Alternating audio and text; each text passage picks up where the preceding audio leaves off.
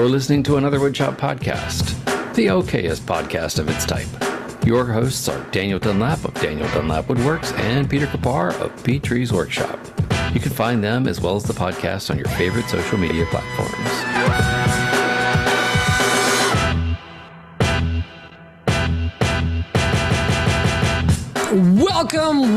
Welcome to episode 192 of Another Woodshop podcast, where this week we're joined by a dynamic duo, too legit to quit, and a daily inspiration to myself and Emma every single day.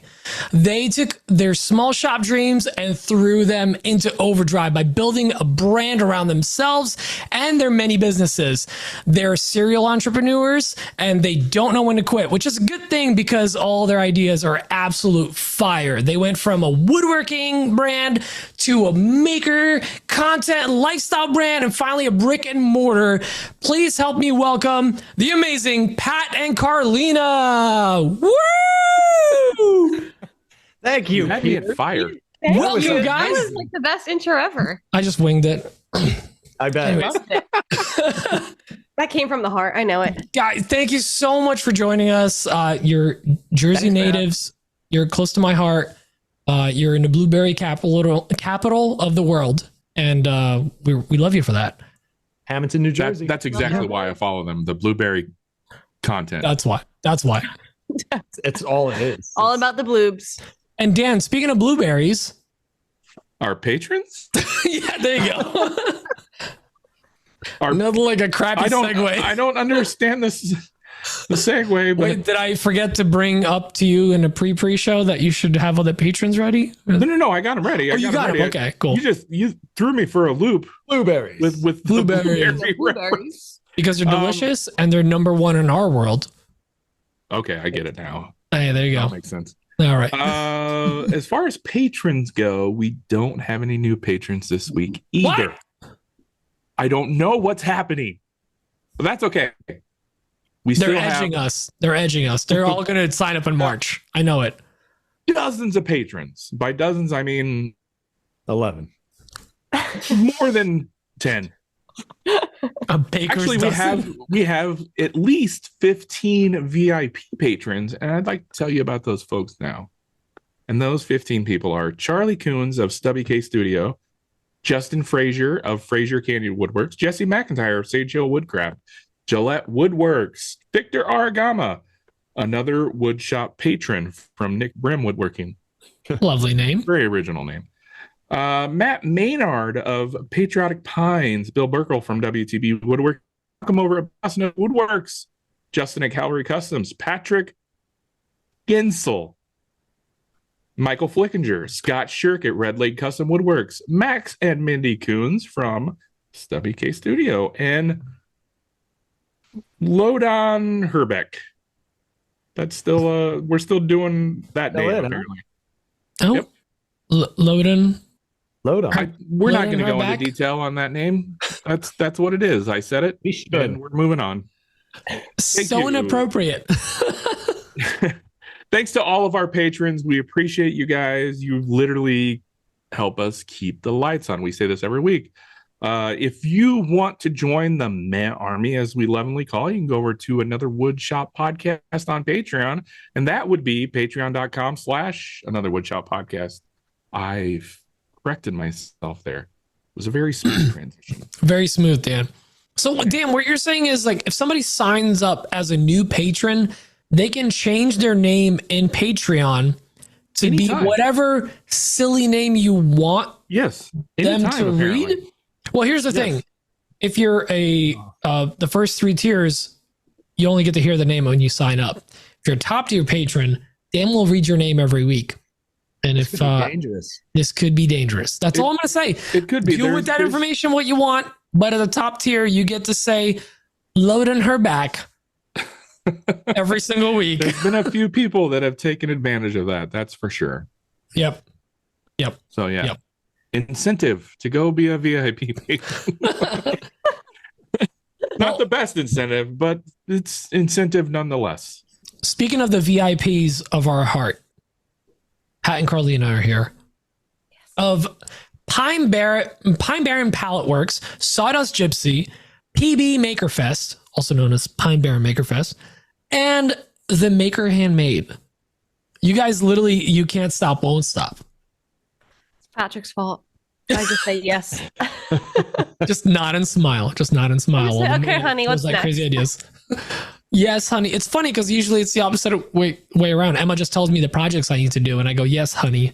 What color? No, it's Yeah, completely I wish it opposite. was like that. That would be Patrick amazing. goes, this is my idea. And I'm like, okay, we'll figure it out. We always figure it out. Figuring Well, it guys, sorry. So, like, if you were meeting someone for the first time, they didn't know who you guys were, which is crazy in our community. Give us the elevator pitch. Like, who the hell do you think you are? Who is Pine Barren Maker Fest? Who's Pine Barren Palette Works? Who's Sawdust Gypsy? What is Maker's Handmade? And what is PB After Dark? Which I don't know about that. I don't know. Well, Maybe that's that's an the OnlyFans. OnlyFans, but- Yeah, exactly. I want to know, what is a pine barren? Oh, Pine Barrens. Pine Barrens. Is the correct. Oh, there's more than one pine barren. it's always it's Well, there's one an thing, echo but it's band. plural. We Yes. made that mistake in the very beginning, making our name by taking the S off, which we just thought it flowed better. Yeah, we got but- a lot of slack for that. Yeah. People from the Pine Barrens did not approve of What? the name. So what is that? I don't. The Pine Barrens is a giant like forest Yeah. What where we live, Yeah. and Oh, it takes up a huge percentage of New Jersey. But it's like So it's like if a beach met a forest Mm-hmm. because I'm gonna there's be honest, sand, as literally a- sand in the soil. Yeah. It's like Yeah. sugar As- sand is what we call it. as a Nebraska guy, I was thinking of Tree. no. We have plenty of trees here, but whenever I hear the word barren, I think of like the old fighter pilot guys from like World War One. It's spelled with an O. I think of my is ex-wife. that okay? Yeah, No. like Red Baron Pizza. Yes. Oh yeah. Thank you. I didn't connect that. So it's like, how would you, So- because we have like, it's called like Cedar Water. It's like a bunch of different like rivers that flow throughout the Pine Barrens Yeah, it's funny. where we have like our little beaches and stuff like that. There's Like more we have, cedar trees in the Pine Barrens than pine trees. Yeah. So it's like a region of New Jersey, yes. like a Yeah. So like we have like the East Coast where all of our beaches are, and then you go in like 30 minutes and it's like the Pine Barrens. Yeah, it has its own ecosystem. It's got its own like Purification. It's insane how it all works. yeah. Apparently, the Pine Barrens of New Jersey has the purest water in the entire United States. Yeah. well. Because the cedar trees filter everything. It like filters I out all don't the know about toxins. that. And there's what is it called when there's like an underground, not an Aquifer. Underground river. Aquifer. Aquifers, So we yeah. have all of the Pine Barrens is like a giant aquifer. Yeah. Oh, You guys might have delicious bagels down there. We have We the do. best water. WDDER. Well, I'm sorry. What was that word you said? You heard it. You heard it from South Jersey. WOODER. Water. Yeah, but wait, how did you spell it? WUDDER. It's an umlaut. It's a U with the two dots. Yes. Water. You're the best water. That's All why right. I feel like I like took your thunder because I wanted to know what the Pine Barrens were. Yeah. Tell us more about you. Who are you? What is it exactly that you do here? We are a team of makers. Carlina, what do you make? Oh, Shouldn't you know? Shouldn't you know? Wow, you put her on blast. I was like, okay, he's got this. He's gonna. Okay, so Carlina makes mosaics, like hardwood mosaic. She makes a lot of wall art. She makes a ton of hardwood like name signs and business signs. And then I have been trying to hone my craft away from pallets, which we started with, obviously, into That's one of hardwood. Carlina's. Is it? Is that a? Yeah, It it's just one of looks like a hers. gray square. You It's can't not- tell, but it's one of your mosaics. Is it one of the modern mosaics? Yeah. We got out with the show last year. Sorry, I interrupted. Go on. Love it. Yeah. So, and then I want to mainly make like heirloom tables. So I've been like slowly slithering my way into making sure that we don't take on customs that we don't enjoy anymore. Which Slithering your. what? I don't know what is happening. Yes, you have that one. Oh, he went and got the thing off the wall. I was Okay, like, what are you doing? that's That's a the lot thing. better than just a gray Yeah, rectangle. no. It's green, actually. It's actually olive. Yes. Olive, thank you. Yeah. Oh, it on my. I dropped It my looks cooler of It's gray Here. from here. All right. So yeah, Awkward silence. We're Yeah, woodworking. the silence was great, Dan. That was awesome. That's just like, I guess it's only really a quarter of what we do is woodworking. So yeah, so Um, that's Pine Barren Pallet Works. That's Sawdust Gypsy. Sawdust Gypsy is this right here. This woman, she is Sawdust Gypsy. And then Pine Barren Pallet Works is the duo. Yeah. Well, what is just Patrick? I don't have one. He's the piney. I thought we're the Pineys because you say howdy, Pineys. Yeah, You guys are our we're pineys. all Pineys Yeah. at heart. At heart. What is it? What's I'm not a piney. You're I a don't piney subscribe from to your it. nose down to your hiney. Yes. That's the same. I'm not a piney. Nose down to your high. high. It's mostly torso. Yeah, that's it. That's all the you piney need. you are. I guess that's only like a quarter. So like the other parts are like we have the Makers Fest, which is the Pine Barren Makers Fest, PB Makers Fest, which is a festival that we throw right outside of Bapsta, which is a historical village in our town, which it consists of all local and not really all local because there's people from California, Michigan, Yeah, I mean Tennessee. Ashley. Wow, it's growing. Tennessee. We have people from San Diego that come. It's really from all We have over. a tie-dye company It's that like comes mostly from San tri-state Diego. area, and then like a few from outside of it. It's all Keep it down, Pete. Sorry. I moved people my and mic. makers who make handmade items, and we have food trucks, we have axe throwing trucks, we have a So the- chainsaw artist who does live chainsaw carving. Yeah, so we started this.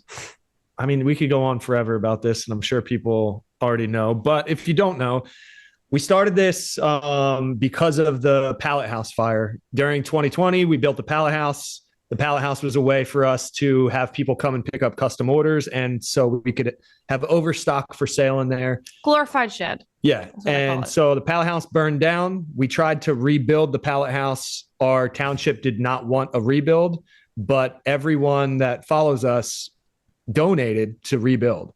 So in order to give back to them, we thought there's no better way than to bring all of them together.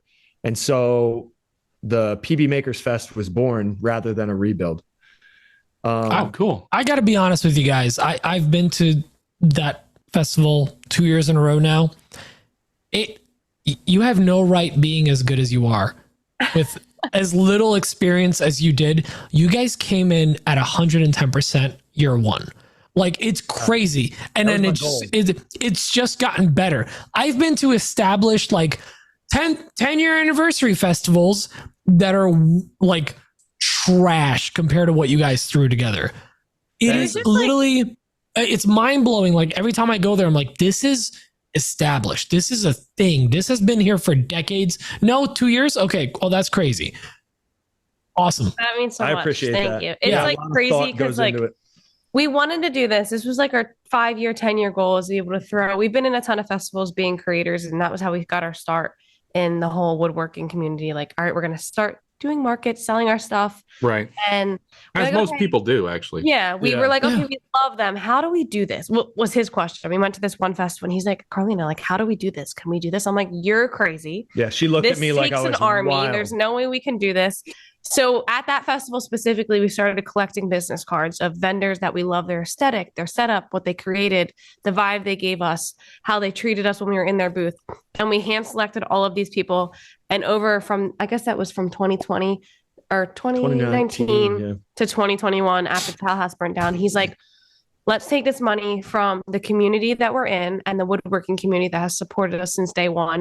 And let's give back to them by throwing this festival and inviting all these people who we love and we love what they've done and created, and throw the Pine Barren Makers Fest. Yeah, it gave them a reason to get out after the pandemic. Yeah. It gave everyone a reason to like finally, like, you know, I don't know, literally step foot back on grass. Yeah. and be Interact with outdoors people. and we kind of just took notes because we did a lot of festivals over the last 3 years and we were doing a bunch of different ones. So we kind of picked like what we loved and what we didn't love and like how do we create our own version of that. And with Patrick's crazy ideas and my last minute finding different designs, we threw together the Pine Barren Makers Fest. yeah. That was And great. now And, we're on year and you 3. got food trucks and other vendors. And like we just because of scheduling, we've always arrived on Sunday because it was always Saturday. We were always I've slammed. never been. And Dan Show up. We have we a need big a piney corner is trying to party. make it out. We have a piney party Saturday night. Come show up. You can camp in a cornfield. Oh, What I did, need to- what we did need to do that Patrick next year. say? Did you just say we have a corn maze? No, I said we need a corn vendor. A corn vendor. I'll tell you what, your people get with my people. and we can probably work something out. Blueberries and corn. His people is just, it's Dan. Yeah. Me And then the three guys standing behind the screen. Here's the thing. I remember the first year we came, we showed up on Sunday and you guys were like making excuses for it. You were like, oh no, sorry. It's not as like, it was so much more livelier yesterday. Honestly, a bunch of vendors sold out, so they're not here again. We had like 30 whatever vendors. Now it's only like 18. I'm like, this is bigger than most vendor shows we've been to. Like your Sunday, whatever was left event was bigger than most vendor events I've gone to. Like you guys really sell yourself short. It was crazy, like seeing it grow within a year. Cause like, so we started with like Saturday was 60, Sunday was 40. Or 60. And then last year we hit 110, 105, 108. We had 108 vendors. But then we had to postpone it because of Hurricane Ophelia. Hurricane. So we lost. Oh, that's 13. Right. Yeah. So it was like 90 something. I went to a craft fair last year. I was like an extra vendor. I think, it was so Braden from Little Bug Woodworking actually set up the booth, and I was just like an add-on to his booth. But it was like a horse themed fair. There may have been like 10 vendors. I mean, this thing was so like low key. We got drunk the last 2 hours. So 18 is actually really good. And if you're looking at that as like, oh, this isn't as good as it could be, like you should be patting yourself on the back. That is fantastic. Well into double digits. Also, your food vendors sell out. That's how well it does. And we had quite a few. I think when you were there, we had like only 5 or 6. The first year was 5. Last year, I think we had 9. Yeah, but the second day, I think there was only like 4 or 5 trucks, and the pizza truck sold out by like noon. They were done. Oh, they were so good. Pizza. We had a cupcake there that sold out 3 times. She left her husband there just to monitor the booth while she went home and made more cupcakes. Oh, okay. I thought she like got a divorce. Like she left her husband. She left her husband. I made a killing. I'm out. I'm done with you. Take the kids. I'm taking this money and I'm out. This year, we're trying to figure out some different things, maybe like a nature walk, because it's all like, so it's surrounded by the Pine Barrens, which is all a wooded area, and then a blueberry field. So it's like literally a definition of Hamilton. And we're trying to like figure out maybe a different way, like to create a nature trail. We had a live chainsaw carver last year, which he killed it. He just live chainsawed all day long. You had bees this year.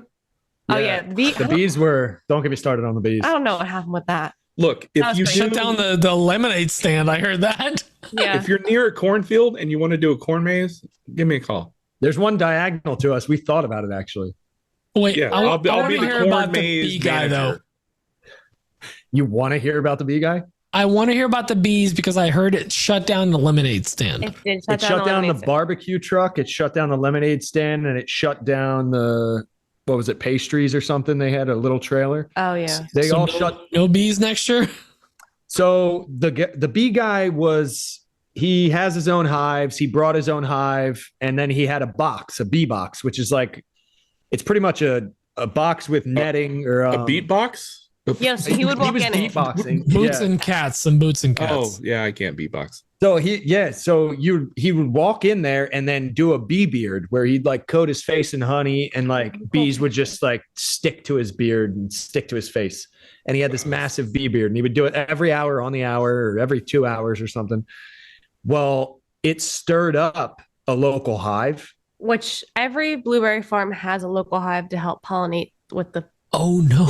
So they came over pissed off, like territorial, or I don't know what happens with bees. Oh, there was a bee gang fight? Yes. Yeah. So this is a bee beard. That looks Isn't it just a beard? So they I see what you did there. I'm signing off. Yeah, so they did that.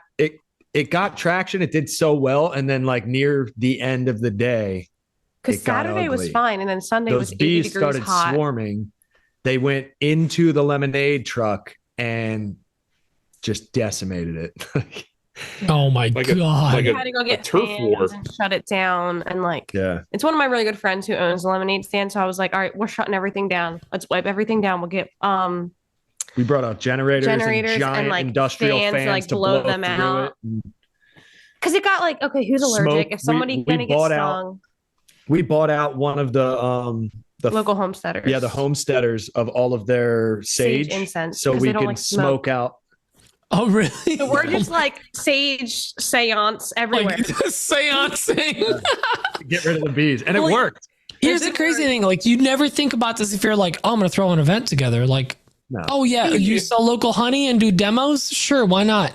And then you got, suddenly you got to, like, you shut down 3 other vendors because, like, your bees get a little aggressive. Yeah. They were only shut down for like 15 minutes. We solved it, but it was like, oh no. Oh, you guys were busy when it was quiet, when we were there.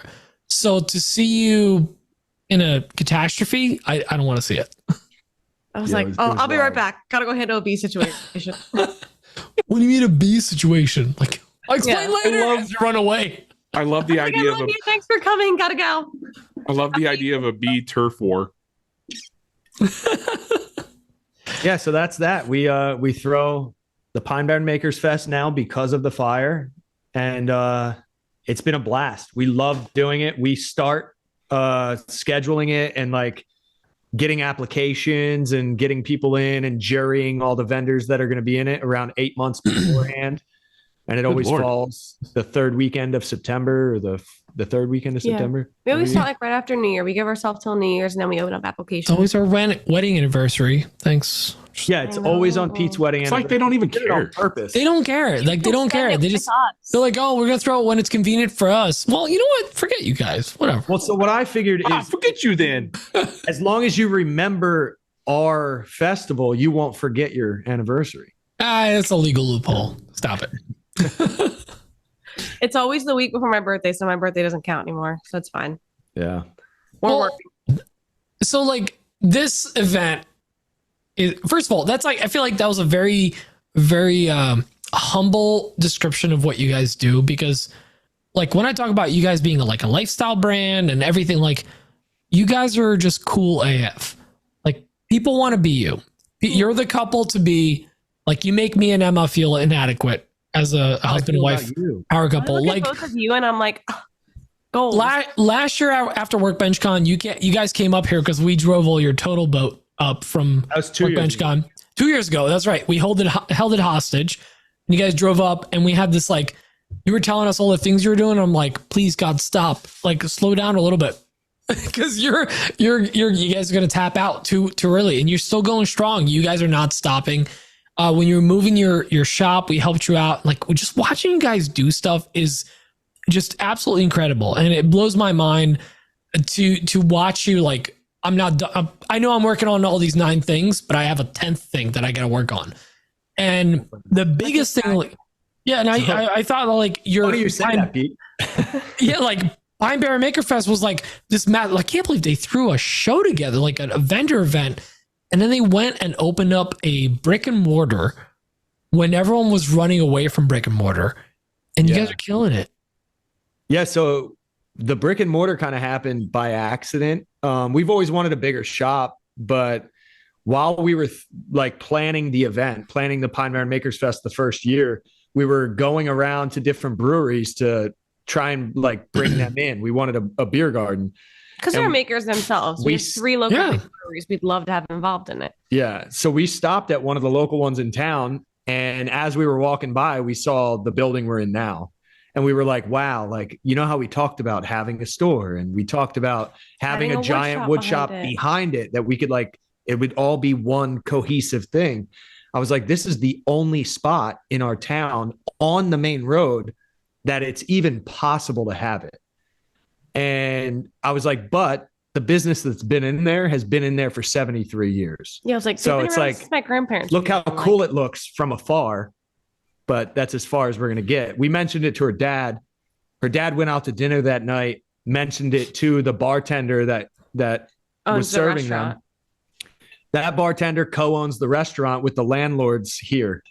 So all within like 48 hours, we found out that the people that built this building in 1950, were moving out in 2 weeks, and it was going to be available. And we were like, what?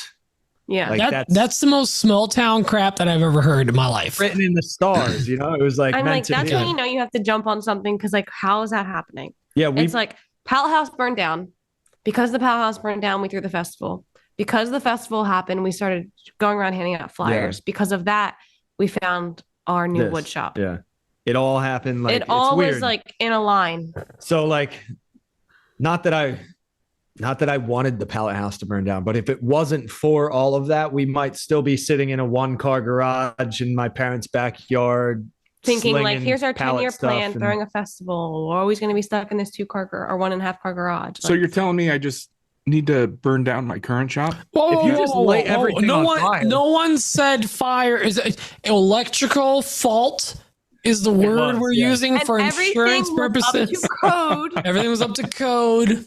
It was damn Amazon lights. Twinkle lights. Don't get Throw out your twinkle lights. What are they? They're teardrop lights. Yeah. Do not get the copper teardrop lights. Because they're sad lights. They're teardrops. Yeah. You want happy lights. You want smiley lights. They light fires. They lit our pallet deck on fire. Oh my God. What a bummer. Yeah. But what a journey too. Like you guys going from like literally the lowest point you thought you've had. Yeah. To some of the biggest challenges you've ever had in your life. And then to honestly, you guys have peaked and you're not done. You're still setting up. It's still crazy, setting up shop. Yeah. We sat and watched. So it was 1:30 in the morning, 1:15 in the morning when the palace is burning down. Like we're standing in like the pathway, which was like a cute little path we created through the woods. And I'm like crying. And Patrick's like, you're fine. Like, this is not the end of this. I was like, I need you to know, like, this is just the beginning. So I don't know why we have that a came lot over me coming for us, and let's just keep moving. And I was like, who the fuck do you think you are? This is like, it's like the saddest moment of my life. We spent 2 years building this thing. I was like, and he get just over was it. Like, we got shit to do. He's like, I want you to know, like, this is not the end. We're going to keep going. And it just like completely changed like my whole mentality. And then like, it was just like, okay, this is what we're doing next. This is how it's happening. The town's trying to shut us down. Nope, they're not. We're going to keep going. We're going to do this and that. Yeah. And that's a great outlook. I mean, especially when you're at what feels like the bottom and you're just like so consumed with all these negative feelings and like you don't think that there's anywhere to go, and you've made this out of that. It's I don't know inspiring. He just said it and I was just like, all right, let's get it going. What's next? It is just all right. Wild Time to pick up your britches and let's get going. Yeah. It was out of your control. You guys listen. If that's what had to happen for you guys to be where you are today, not that I wish that on you, but like I wish that on everybody. In a way, I'm glad it happened. Because I hope everybody's pallet house burns down. No one was hurt, and it's brought nothing but good to you guys and the community and the local community, physical community around Hammond. Like you guys are, it's a blessing for both you and a community, basically. Yeah. And like, if it wasn't for like our like local community in Hamilton, and especially the woodworking community, we like, as much as he said that, it was literally the woodworking community that helped us get through all of this. Yeah. There you go. It was crazy. Like everyone rallied together. And I'll say this like day and day, like between everybody, especially like Andrew from Cold Brew Woodworking Co. Like he showed up the day after at 8 a.m. He's a great dude. We've had him on the podcast. Yeah, we did. I've said this from like, he's the reason why we are not in a hole today, because he showed up. He called me and was like, I don't care if Patrick says he's fine. I'm coming. I need you to know I'm going to be there 8 a.m. He showed up. We were in bed. 8 hours. Like, I think he started driving at like 2 a.m. And he showed up and was like, I'm here. And he's like, get your ass out of bed. Let's go in the wood shop. And he made us work that whole next day. And we built things. We worked on things in the shop. And it was literally the best thing that could have ever happened to us. Yeah. He's a good dude. Love that dude. So awesome. Good. And see, this is why the community is like, I talk about the community being like the biggest thing to lean on. And even just, I mean, this week I had, I got something in my eye and I scratched my cornea from cleaning up my shop. And the amount of people that reached out just for a simple, stupid little like, hey, my eye hurts. I can't see through it right now. Yeah. And everyone's like, hey, I've had this issue, try this, or hey, I'm so sorry it happened to me. You're gonna be okay. It just takes a few days. Whether it's messages or somebody coming out to help you out or whatever, like the community is where it's at. Like I said, Pete, suck it up. He did. Well, he didn't mention what I said. I messaged him and I said, it's too bad it wasn't both eyes. Oh, because it was rude. Well, like the community it truly is there, whether it's through comments. Sometimes you hop on a phone call with a friend. Sometimes they show up in person, help you out. And like this community is amazing. And you guys are really, you define what it is to be at the center of a community of something, and the maker community, and not just Jersey, but online in our maker space that we have on Instagram and YouTube and TikTok, whatever, especially Instagram. Like you guys are kind of at the core of it. You're there. Like people rally around you. They want to see you succeed. And it's freaking amazing. I love watching you guys just blow up. Thank you. Thanks, Peter. Yeah, I got you. What do you think, Dan? Dan? I'm just wondering if if he's getting paid to say that. Yeah, I paid him before the show. You're a BFF. You know, like there's certain people in the community you just like you want to, and I very openly to get real here. I talk about sometimes like you see people succeed and you're like your first gut reaction, your primal reaction, as I call it, is like, well, I do that too. You know, like, well, how come they're, that's the primal reaction. The real reaction is like, that's freaking awesome. How can I help? I feel like that's a real reaction. Especially the woodworking community. It's insane. Like I've never felt so more of a support behind my back if I need anything, questions. Yeah. What we went through, like anything at all. I'm like, he gets stumped in the shop. I'm like, post it on your story. Post it on your story right now and see. You get an answer like that. Like I'm like, someone will have an answer for you. Just post it and see who answers. That IG Google. And I'm like, hey, how do you guys finish with shellac? Whatever. Like 10 minutes later, I got 20 comments. It does help that we have a following, all of us. Yeah. But you can just reach out to pretty much any of us, no matter how big of a following you have, and just be like, hey, what do I do? I answer questions all day long to smaller accounts and like people that have been following us for years or just getting started, reaching out, like asking questions. I'm like, yeah, I'm not going to ignore you. Like, granted, it takes up a lot of our fucking time, but it does. But we were there 5 years ago. But I was there. Yeah, I was there less than 5 years ago. And like, I still feel like I'm there in reality, like mentally, I still feel like I'm there. So I don't want to ever shun anyone away. I always want to give information, and I still have no fucking idea what I'm doing. So I'll try and give as much. I think that tracks for all of us. We're all just grown adults trying our best. Yeah. If I want an answer to a question, I'll usually post the wrong information. And I get the correct answer immediately. Look at this walnut. It's clearly maple. Because of the internet. You know? That's my tactic. Community. Right. So I want to grill you guys a little more. Like we do what's on a bench or whatever. Like I don't think we're gonna have time for this. I can do my what's on the bench real fast. Is it bow ties? Go for it. Etsy orders. Ooh, this guy. New stuff every week. That's different. I know, right? I think let's do this. Let's go through our questions that we got, because we got a lot of questions for you guys. And then if we have any questions after that, we're just going to keep going with that. Okay. There's some good questions to kind of get the ball rolling. So why don't we start with who do we got here? Oh, you know what? Nick Paccia called in. But before we have Nick Paccia's question, Jack Paccia, or Paccia, also called in, his son, and he says, "What's up, Pineys?" Oh, so cute. He said, "What's up, Pineys?" Oh, that kid is so cute. How old is Jack? Hi, Jack. He's 17. 27 years old. He's older than me. Wow. No, Jack is like, I think he's like 3. He's so cute. Yeah. I remember when he was born. I remember him at Maker Camp with boots that don't fit him. He was in a stroller. Yeah.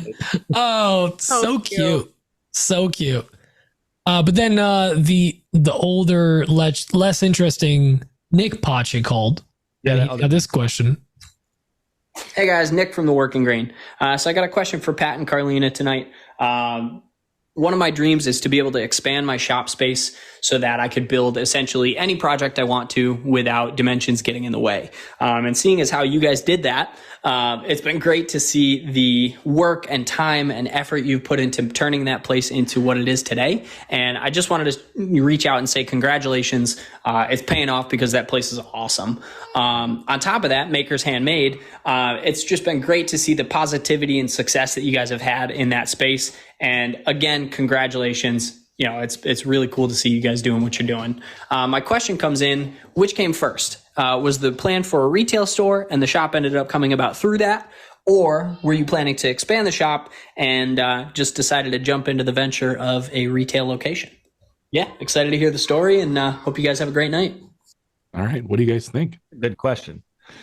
It's like, I guess like every time Patrick says something, it's like that whole manifestation thing that's going on right now. Manifest destiny. Yeah, like it happened. So Not so much, Dan.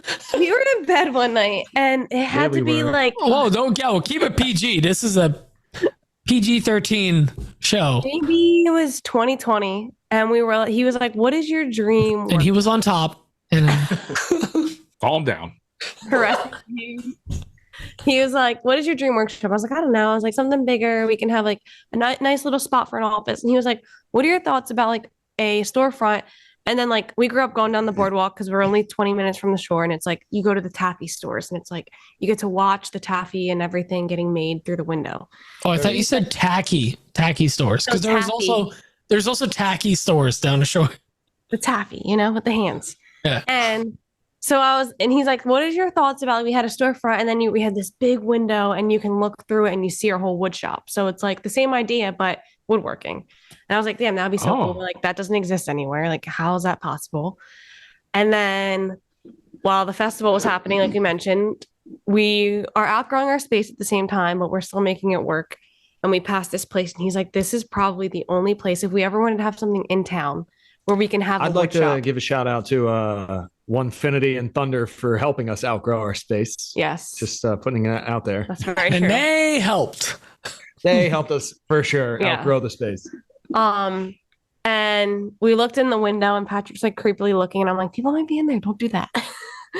But it was like the only place where we saw where there could be a storefront and a wood shop on the corner of a street next to a brewery. So it doesn't really matter about noise. And that's kind of just how it all kind of happened. And then, like we mentioned before, we found out who the owners were. But I guess it was outgrowing a wood shop first to answer the question.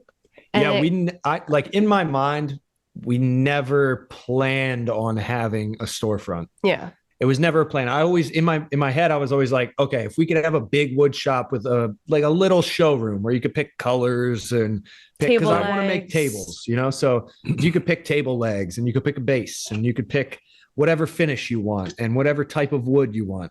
That was always the goal. And then this happened instead. And I think it was a mixture of throwing the Pine Barren Makers Fest and having all this access to all of these amazing handmade vendors. And we were like, the hardest part of our job since we started was promoting ourselves, like getting ourselves out there. So I thought, like, if we can have a space to where we can just help promote small businesses that we believe in, like, that would be perfect.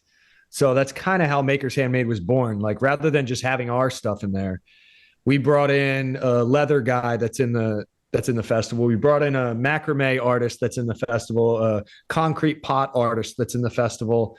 Digital artist. How do you smoke that? Well, that's a lot of concrete pot. You just grind it up. Oh. It's tough, but you figure it out. No, but it's so I guess we didn't really have a plan for either one.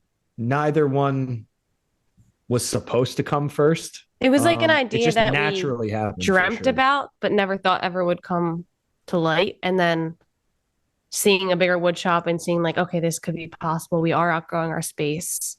Could we afford it right now? No. Can we figure out? Yeah. Can we figure out how to make it work? Let's do it. And let's just, what are the odds that this is falling into our lap right now at this time it's like we have to say yes. Let's Yeah, it just was make it either happen. take the leap or just or quit. stay in our little garage. And thankfully we took the leap and with Patrick's balls, and I have none. I'm just like following along. They're small. I'm just like, yes, honey, we'll find a way to make it work. It seems to me like when you guys were looking, you were looking for a bigger wood shop space, though. We right? really weren't at the time. I mean, in our dreams, we were like, oh yeah, we'd love to have one. Like all of us are saying every single day, I wish I had a bigger shop. Yes. So it's like, I wish I had a bigger shop. I wish I had a bigger truck. I wish I had bigger hands. I wish I was taller. I wish I was a baller. So it looks bigger. But it's like we drive around in like different towns. Like when we would go through like towns advertising for the festival and stuff, he's like, that would be a perfect wood shop. And it's just like us dreaming. Never thought that this would actually be our wood shop of what it is now. For some reason, I always had a dream of a wood shop like in a downtown area. And I have no idea why. Because you can go out and get like a quinoa burrito right around the corner. Yeah. Because and go get lunch at the brewery. Yeah. Exactly. Well, no, you want to be in with Hal. Oh, they don't? Oh. No, not New Jersey. So we have to walk across the street, which is like super hard. For the best in this economy ever. Yeah. I mean, you guys, like just watching you guys go into that space, like where it was we kind of talked about this on a pre-show, watching the moving in tour, and then watching you guys like change literally the height of the ceilings in the little like office, the walls getting closed up, getting painted, the window getting put in, the front shop getting refinished, like the storefront. Like you guys did a lot of work to that space. It wasn't just like we moved into a space and it's ready, but like you put in a lot of work. And it's not just the work you put in. I mean, you're not buying that building, and this is a monthly investment because you're leasing, correct? Yep. Mm-hmm. Yeah. I hate myself every day. Yeah. I'm not trying to say that, but like no, but it's a lot of people have these ideas, but they it. don't realize, the investment that goes into it. I mean, it's a huge investment. Yeah. Yeah. We took a huge chunk of our savings, took out a small loan to like renovate and do all that stuff. And because I have this vision and I don't want to half-ass it. That was like my biggest thing. I was like, if we're going to do it, we're doing it right the first time. I don't want to like do it mediocre. That's kind of how I always am with everything. Hence the Primary Makers Festival and everything. Like if I'm going to do it, honey, I'm fully sending it like to the point where I'll sell it. Full send, baby. Yeah. He is like that. And like every now and then I'll have my ideas and he just full sends mine equally. Like he has all the ideas. At the end of the day, Patrick has this brain of his. I'm on the spectrum like the rest of us. We all have it, but he is got a rhythm with the tism. That's fine. Got it, man. And I've always trusted in him, no matter what. And I never got checked, but it's fine. We're woodworkers. We're on a spectrum like that. There's a trend for you. I get it. We all got something. So I'm gonna flip your concept around though, because you guys are like, I got a lease or I got a monthly payment. I hate it. But like, I want to flip it around because a lot of people, myself included for a while, was like, the only option is you build or buy. You build a shop or you buy a shop. Like the fact that you can rent out a space, you can make it your own. Because I've talked to people that are like, well, what do you mean you can customize it? Like, no, you're renting a space. You can buy a warehouse and build it out. Yeah, it's out of pocket for you, but like your landlord's just going to let you do it as long as it's within spec or whatever. Like that is an option. So like yes, it's having that monthly payment or the lease or whatever. Like that's scary because you don't own it and you're investing a lot into a property you don't own. But at the same time, it's a low cost of entry for people that want to do it, that are nowhere near buying or building, but can afford rent. Mm-hmm. Yeah, it was the space itself, being in the space we are, was the real reason I was willing to drop the amount of money that we did on the renovations. Knowing that we're never going to get that back. You know what I mean? We just upped the value of this property. The property hasn't been renovated since the 50s. So I'm okay with that though, because we've created such a beautiful space for customers and people to attend. And we hear it that I daily don't when mind. people walk in. Like, that's what makes it all worth it. Is like, And- wow, like what about this space? The space is amazing. What you guys have done. So we did a lot of crunching numbers to try and figure out, okay, how much do we have to make in the store in order to pay for our bigger wood shop? Because that's in my head, I'm thinking, okay, if the store can pay for the bigger wood shop, then the stuff that I build in the wood shop could make us money. This is gravy. And yeah, so like the store has so far every month, including January, which we all know how that is. Right. It's paid for. It's paid for the rent. The rent, For the That's bills, amazing. utilities. So Yeah. and Everything don't else get me is just wrong, helping a us store run. is not easy to run. Like inventory is insane. Like having to shop inventory, especially like not normally, like you can't just like go online and buy inventory. Like plants, for example. Plants, you can, but But no, But still, like, but proper that's dealers. that's and like, volatile inventory right there. it's Before we great. go much farther, I want to know more about the store. What do you sell in the store? So Tell me more about that. in the store, we sell some of my products, some of Carlina's products, which are I sell tables, like I was saying. just overstock of stuff that we've created and like wanted to try out and just like made random when I have time I'll make a random mosaic or make some like signs with the laser. And then we pulled in some local vendors, macrame artists, digital artists. Festival helped a lot. Yeah. The concrete artist who does like the pots and like the catch-all trays and stuff like that. When she says digital artist, we have like an artist that creates all of our postcards, all of our stickers. Some people who do prints. We have another artist that digitally designs like temporary tattoos that look real. Yeah, which she is does like real- henna it's awesome, tattoos. you know, like And she does all of them on like on her not henna tattoos. They're So- temporary. yeah. And do you guys do it as a consignment? Like you're collecting a the fee number- and then No, the number one thing I didn't want to do was have to deal with that strictly because of the POS system and all the organizing behind the Taxes scenes, and all that. So dealing we, with taxes and stuff. we when it buy comes to that. everything in that store we own. We buy wholesale. Yeah. Oh, okay. All right. That's good to know. okay. Which We Interesting. buy everything. sucks in the beginning, but once you have it and you have consistent flow, then it's not that bad. Mhm. But there was no way, like there wasn't even an option doing. I worked for all Doing that. through college, down the shore in Ocean City. I worked for a consignment store. It was an art shop, but they did consignment with other artists. And I watched what she went through, and it was a lot monthly. Yeah. And I did not want to deal with that. I helped her do all of that with taxes and paying everybody out. And I was like, that's not something that I want to do if we're going to do a storefront with other vendors. Now, don't get me wrong. If we were only doing a storefront, that's not a bad idea. But between woodworking and custom orders and renovating a shop and Festival. renovating a storefront and the festival and the other stuff that we haven't talked about, I gotta say Oh, is though, there like, is there something you're going to drop on us?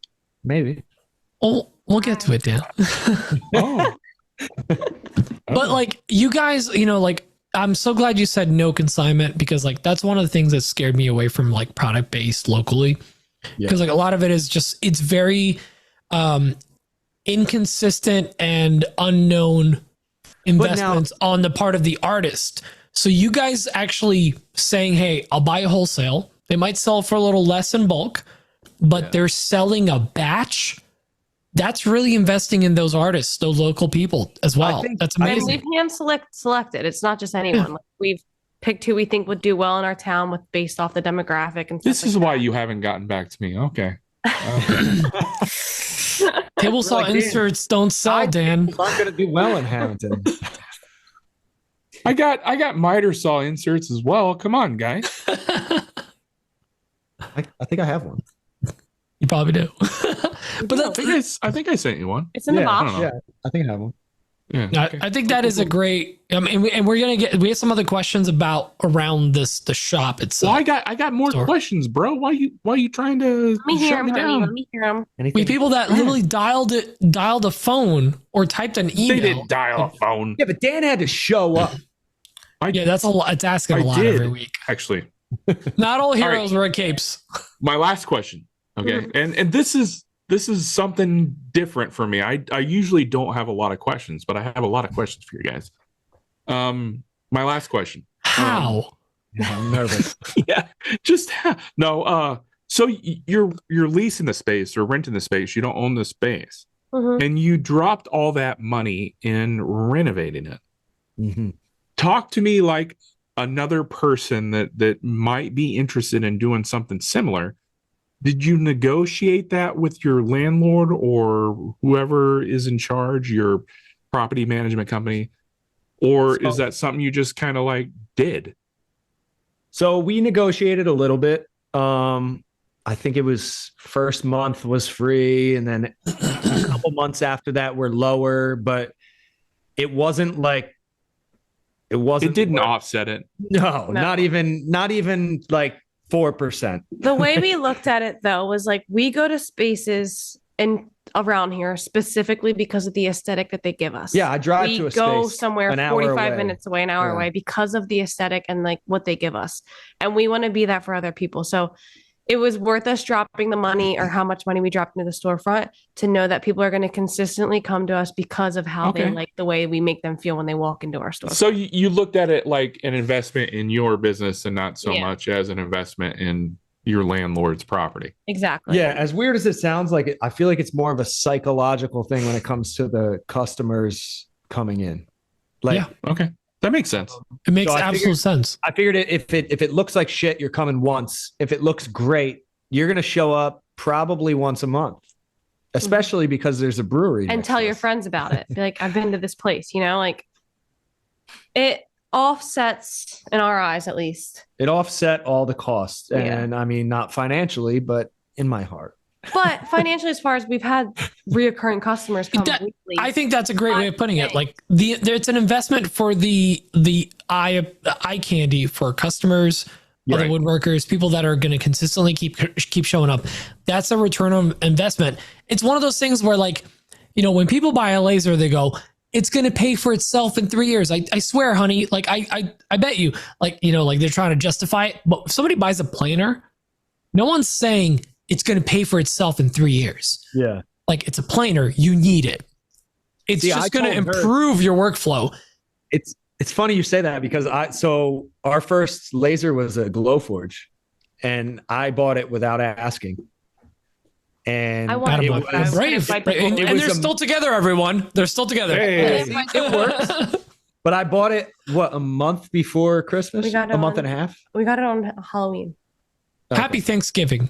So, so my goal, I told her, I was like, we can pay this off. He said 6 months. In less than 6 months if we start right now from the time it gets delivered.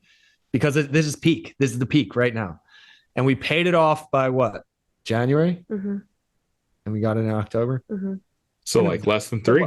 Yeah, they're like $5,000. Yeah, they're not cheap. They're not but cheap. I only put the money towards that. Like I kept whatever it made. And I was like, there's no way. So I kept the whole Excel sheet. Yeah. And I was so like, once we saw that we could pay off a laser in 3 months, that was like $5,000. We were like, oh. And now like with the following that we have, like everybody sees kind of what we're doing. So it was like, they're going to see this. They're going to come. Hopefully people like, it's the same with the festival. We have such a good following. If you build it, they will come. Yeah. Oh yes, absolutely. Exactly. You're also going to feel better about working in that space. Like you guys don't have to fight over the workstations or space or tabletops or whatever. There's more than enough room for you guys to move around in there, which is incredible. I mean, that space is massive. I've been in it and I was just like, oh, weird flex. Okay. Just all like wide open eyes and mouth. Like, whoa, this is insane. Whoa, I could live here. Dan, it's the equivalent of 5 living rooms. Dan has 4 living rooms in his house. 3. So, 3. I'm sorry. 3. 4 if you count the shop. Oh, that corn. 3.5. It really is like it's the when you move into a space where now because here's the thing, time is money, and if you're spending time maneuvering crap around your shop so that you can like, oh, let me move this project I'm drying because I need to use a miter saw to then use the miter saw, but then you have to move that piece back. That's time. Time is money. Time is money. And if you have the space to spread out in and work on multiple projects and dry stuff, and you guys have a spraying room or epoxy room, it all literally saves you money by saving you time. Yeah. Yeah. And that was like a big, like selling point to us signing the lease here, because we were actually in the middle of our Dexter kill room, which we called it, when we set up all of our plastic on all of the cast iron, every tool, every laser, every single chop saw, because we each have a chop saw. That was mandatory when we first started. His and hers. Weird flex. Very nice. Yeah, we have a his and hers for sure. Workstation. But yeah, so we were in the middle of our Dexter kill room, and we were spraying, I think, a 9-foot table and a 5-foot mosaic and like 3 floating shelves and something else. And we were like, that's it. We sprayed. Now let's leave for 3 days. Like, you know, like don't walk in here. And we had to wait till we had at least like 3 projects to like justify, let's shut down for a week to 2 weeks to spray every other day. And it's just like, it didn't make any more sense. Between the humidity and like just everything, it was a constant battle.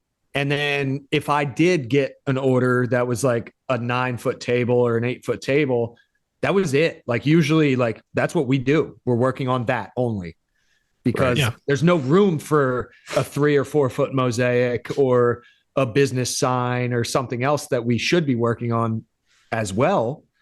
It's just this right now. So let's batch it out, get it out, and try and start working on the next project. So we kind of reached our max, and we were like, okay, like this is it. Like I'm surprised you guys lasted as long as you did. So I was fortunate enough to see the shop literally on the last week. What? You're just a pervert. Like, what was that? We last a long time. It lasts a long time. Oh yeah. Maybe not. Well, I'm not gonna make the joke. Okay, but like realistically, like I walked into that shop. We get there and I'm like, how the did they work in this shop? It literally was like, how did they fit? How? Where? Like, because you know, I feel like every shot you did was a wide angle lens, because. And people say the same thing about my shop. It's like, you know, like they come to my shop and they're like, well, it looks bigger online. Like yours looks. That's what everybody says to us. What's your footage, Pete? 21 by 21. So we were 25 by 25. Or really? Oh my God. We were 24 by 26. And here's the thing, and take no offense, Patrick. That's bigger than my current space. It literally felt smaller than my shop. Yeah. But granted, you also had the bump out. Right? Are you counting the bump out? No, that we added on. That's the add-on, right? So like Dan, like their shop, even though it was bigger, it legit felt smaller than both of our shops, because of like it was just every part of it was used. There was no unused space in that. And that was so thought through. Like with us, I guess it was at 2020 we redid everything. Yeah, I sat down and I designed it because I was like, this is the only way we fit all of the tools we need. There's no other way. And I tried. We redid. I'm really glad you guys didn't go to like, oh, let's go to like a 35 by 25 and then to the big space. I'm glad you went straight to the big space, because let's be real, you filled that new space already. Oh yeah, we already need a bigger space. He's like, we need a bigger space. Like, please start here. I saw when you were laying out the tools when we got there, and I'm like, you guys are already out of room. No, Pete, you should see it now, because like honestly, it still feels huge. It's still like it's wide open. Now that we've put the pieces together, it feels huge. Dan, this space is like a wet dream for us. You guys could be. Pete, move to Hamilton. You can have my chop saw wall. Okay, I would, however, no. I would, but no. But yeah, no. I was like, wait, what just happened? You can have half this shop. Dan, come out a day early for Maker Camp. We'll drive down. All right. Actually, that sounds fun. That actually sounds fun. I would do that. Yes. So my goal that she doesn't know is I want to do like a maker meetup once we finish the shop. Oh, yeah, 100%. Everyone's shop's never finished, but like I have certain goals that like I want to check off the list before I have people in here. Do a camping trip so we all set up tents inside the shop. We can. Oh yeah, we can go out. If you got a place for me to park my 27-foot camper in there, I'm in. You would not drive it this far. On the street, honestly, Dan. I'm not sleeping in a tent. You could sleep literally right outside the shop. We'll leave the garage doors open so you feel welcome. Very good. All right.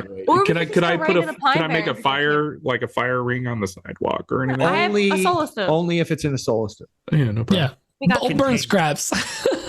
We got plenty. We got plenty. Bring some though. Oh my god. I got plenty as well. We got to keep making our way through Yeah, these we questions because, like, again, I warned you guys. We'll just freaking chat all Plenty night. of time. It's midnight. It's almost midnight over here.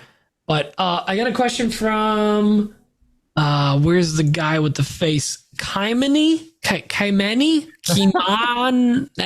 Oh, he's good at loading things on trucks and making sure they. No, he's good at offloading them. Heyo. All right, so question from him.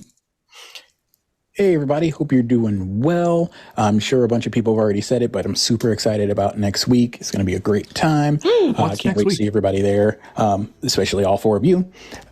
So my question is not about Workbench Con, but if someone was going to invest in your business $10,000, no questions asked, just you're going to invest it somewhere in the business, where would you invest that money? Or what would you do with the money towards bettering your business? That's all. Thanks. That's the answer. That's a great question because and I mentioned this in a pre-show. We're like, 10,000 is a lot of money, but also we've done it twice. We all have a tool in our shop that's like this is the $10,000 right here, like one tool, right?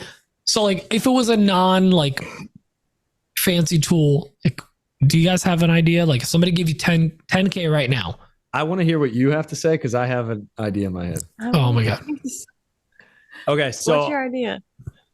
I think I would hire somebody to make YouTube videos. Yeah. Whoa, that's outside of the box answer. I love it. I'm at a position right now to where growing a YouTube and growing a following on YouTube with professional quality video, cinematic stuff that I don't have to film and edit would be. That's the key right there. Yeah, that's that you don't have to film and edit. Exactly. So that's what stops me. I could have $10,000 to spend on that. That way I have something that lasts forever on a search engine that could possibly make me money in the long run, even if it's not making it now. That's where I would spend it. Honestly, no matter what any of us say, I think that's the best answer. No, it's not. But that's a good answer. No, but I want to hear what the boss says, Carlina. My thought was to spend it. Oh, shut up. My thought was to spend it on someone to help design and upload templates and different type of digital templates that we can make passive income on, so we can make money on. All right, Patrick, shut up. We are making money. That's actually better than Patrick's. Vacation while we're working, there's always an online digital file. Wouldn't it be of better something different getting upload constantly to have the link of a file in your YouTube video? We don't know how to. But if you don't have the file, there's YouTube videos got no links in it. Maybe you mix them. So you make a YouTube video around the file, and then you could put the file link in your YouTube video. How about you're both right, but one of you is more right, and we're going to leave it at that? Yeah. I think Carlina's more writer. Yeah, we don't say it though, because guys stick I'm together. saying it. But I'm saying it. I'm saying it because I like Carlina more than I like Pat, and she's more writer. Nice. She's clearly in charge. Well, Dan, what about you? What if you got 10 grand in your shop? Is it mayo? Brand of wood mayo shirts. No, as much as I like these wood mayo shirts, find them on the Daniel Dunlap Etsy store. I would take that money, and I'm going to blow you guys' minds right now, okay? I want you to, you're probably going to want to get out a piece of paper and write this down. I would take that money, and my wife and I would take a trip to the island of Moria on the French Polynesian islands. Just for a little, to take a load off, to recalibrate. You're gonna spend 10,000 on it? If I had to choose two letters out of the alphabet, you're not trying to make money with a 10 grand. You're just trying to spend R&R. Yeah, I thought we were trying to make money and like build. That's gonna help me make money because I'm gonna come back refreshed. Clear. Yeah. Okay, that makes sense. Yeah. I've been to Moria and it's beautiful. And you think that it would cost 10,000? Yeah. He's in there. Okay. It's not an open bar, so yes. Yes. He's like, yeah, a little Do you more. have an extra couple grand to bring me? That'd be fun. I mean, maybe you could. If you slouch, you could be one of the maybe you could kids. saw Gypsy a suitcase together or something. All right, deal. Ooh, mosaic suitcase. That'd be freaking badass. Boom. Passive income. Plans for a mosaic suitcase. Check out my YouTube video. All right, what do you think, Pete? What would you do? YouTube. Oh yeah, I should have thrown it to Pete. Yeah, Pete. That's okay. No, that's fine. They listen to the podcast. You don't. So 10 grand. So 10 grand is a magic number in my brain of like, why? Well, hang on. Let me, I don't know. Maybe I'll explain. Say it faster. Yeah. If I keep talking. I got time for this. Hurry up. It's like when you buy a house and like, oh, you need a new, your AC brakes, 10 grand. Oh, you need a new driveway, 10 grand. You need a new set of garage doors, 10 grand. New windows, 10 grand. It's all like, it's all within Where like you get windows for 10 grand? I know, you're right. It's just one floor. Get a window quote? Yeah, it was not 10 grand. That's a different episode. That's a different episode. But here's the thing. So like with the shop, same thing. Like I've gotten some ballpark quotes from other makers that have built shops and some vendors as well, just like ballpark of what they offer online. 10 grand gets you like like insulation, 10 grand. You want electrical, 10 grand. You want a concrete floor in that pole barn that's just mud right now, 50 grand. Oh, sorry. It's all like 10 to 15 grand. Like that's basically the ballpark, right? So like if someone was just like, hey, I love what you do. Here's 10 grand. And I'd be like, no, for 10 hours. And then they would be like, no, please use it for what you want. I would tack it onto the money I have, and I would actually pull the trigger on my shop. If I tacked it on the money I have, I would have $10,035.78. Well, let's just say for like my shop fund money. Because here's the thing. That's what I'm saying. I'm not pulling a trigger on a shop until I have like significant amount. I would ideally not do anything until I have 50 grand set aside, because as ridiculous as that sounds, that's a lot of money for me. But that's what it costs to build a shop and maybe get insulation in there and electrical. Do you think that maybe you should do it in steps rather than? Well, that's the whole thing. So if somebody was like, here's 10 grand, do what you want, but I'm thinking of like in the form of grants because I work for corporate. So like, it's like, hey, here's money, but you have to use it by Q4. Guess what? I'm putting a rough building on my property, walls, ceiling, everything is enclosed. And at 10 grand, concrete floor. Or actually a real answer for me, maybe that 10 grand is like a down payment on the bigger scale of things. Like your shop's going to cost you $100,000 altogether. Maybe that's 10% good down payment. Yeah. But I think that would just that would just get me over the threshold of like, oh, I can afford to just put a rough structure on there. And you know what? Maybe I have a wood burning stove for a year. Maybe I get to. You don't want to have a pallet house. I know not a pallet house, but for those of you, I have it on good authority, and it doesn't end well. Dan introduced himself at Workbench Con 2 years ago, and was like, "Here we go. You guys are the ones that burnt your pallet house down, huh? Electrical fire. I was like, yeah." I was like, we didn't burn it down, but we are the ones we had a fire. And then we had dinner together. So the moment you said that, that's how I knew. I was like, all right, we're friends. We're going to be BFFs. Cool. I was like, he gets it. But 10 grand, it's both very little and a lot of money, depending on what you're trying to tackle. In the scheme of things, it's not a lot of money. I mean, it's a lot of money to an individual, like as just a family man trying to make his way in this world. $10,000 could go a long way. 10 grand. Yeah, I mean, I could take that 10 grand and help my family out. But if I'm running a business, a mildly successful business, it's not that much. Actually, I mean, it could buy one tool, or it could do one little thing. I mean, it's not going to do a whole lot. Here, I'm going to answer this, and because Kimani asked a question, and Kimani's talking about possibly having to move and possibly having to move into a smaller shop. Oh, tell him don't. I don't think he has a choice. I don't think he has a choice. That's the thing. And then possibly just like a garage. Yeah. Straight garage. Honestly, electrical insulation. End of list. If you can insulate that shop, I mean, if you can get good electrical in there. You might try to get walls, though. If it's a 1-car garage, like he could probably do electrical and insulation for 10 grand or less. Well, less, yeah. actually, I'm saying both. You could probably do both of those for that if you do it yourself or get a friend in a community. But like that's what I'm saying. Like if you were actually moving into a space, like he may be, that's the 2 priorities. You want to be warm and cool, depending on the season, and also have outlets. So you're not running a power, one outlet in the whole shop. If that was a power strip from the garage door opener. If our lease was up, say, and they were handing us 10 grand, that's exactly what I would do. Yeah. Comfort and power.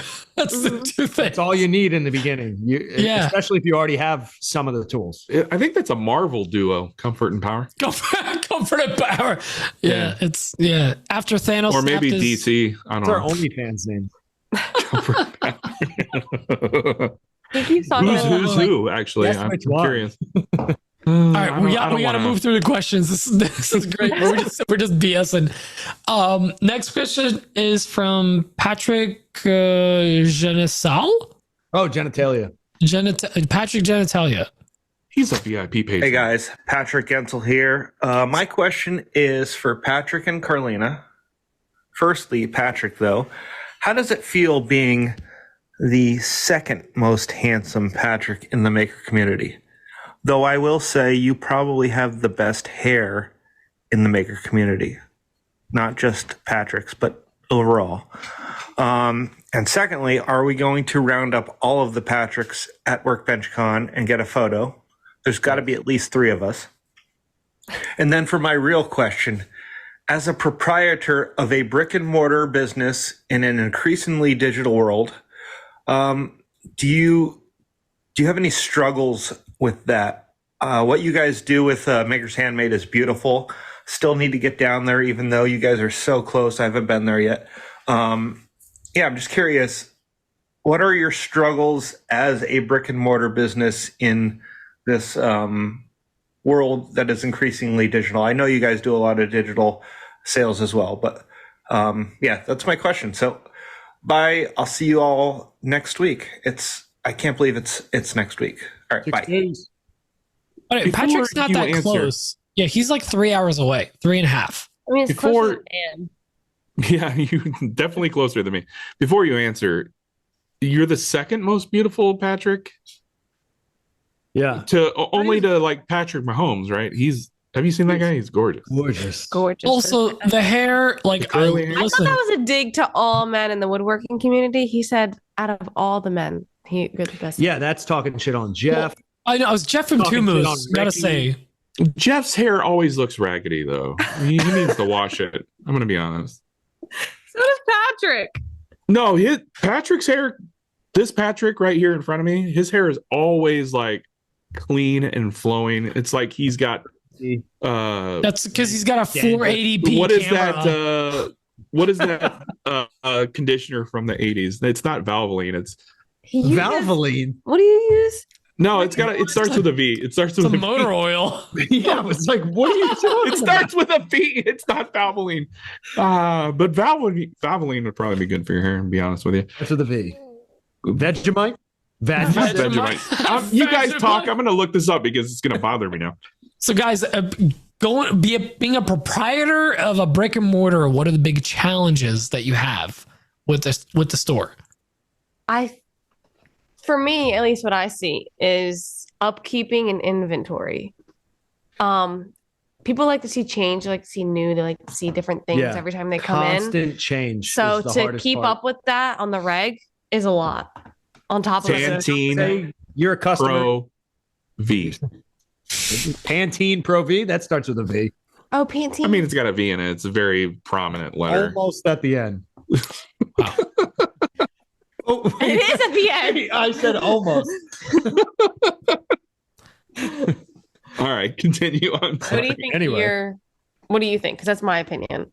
No, I agree with that. Fresh inventory. That's a good point.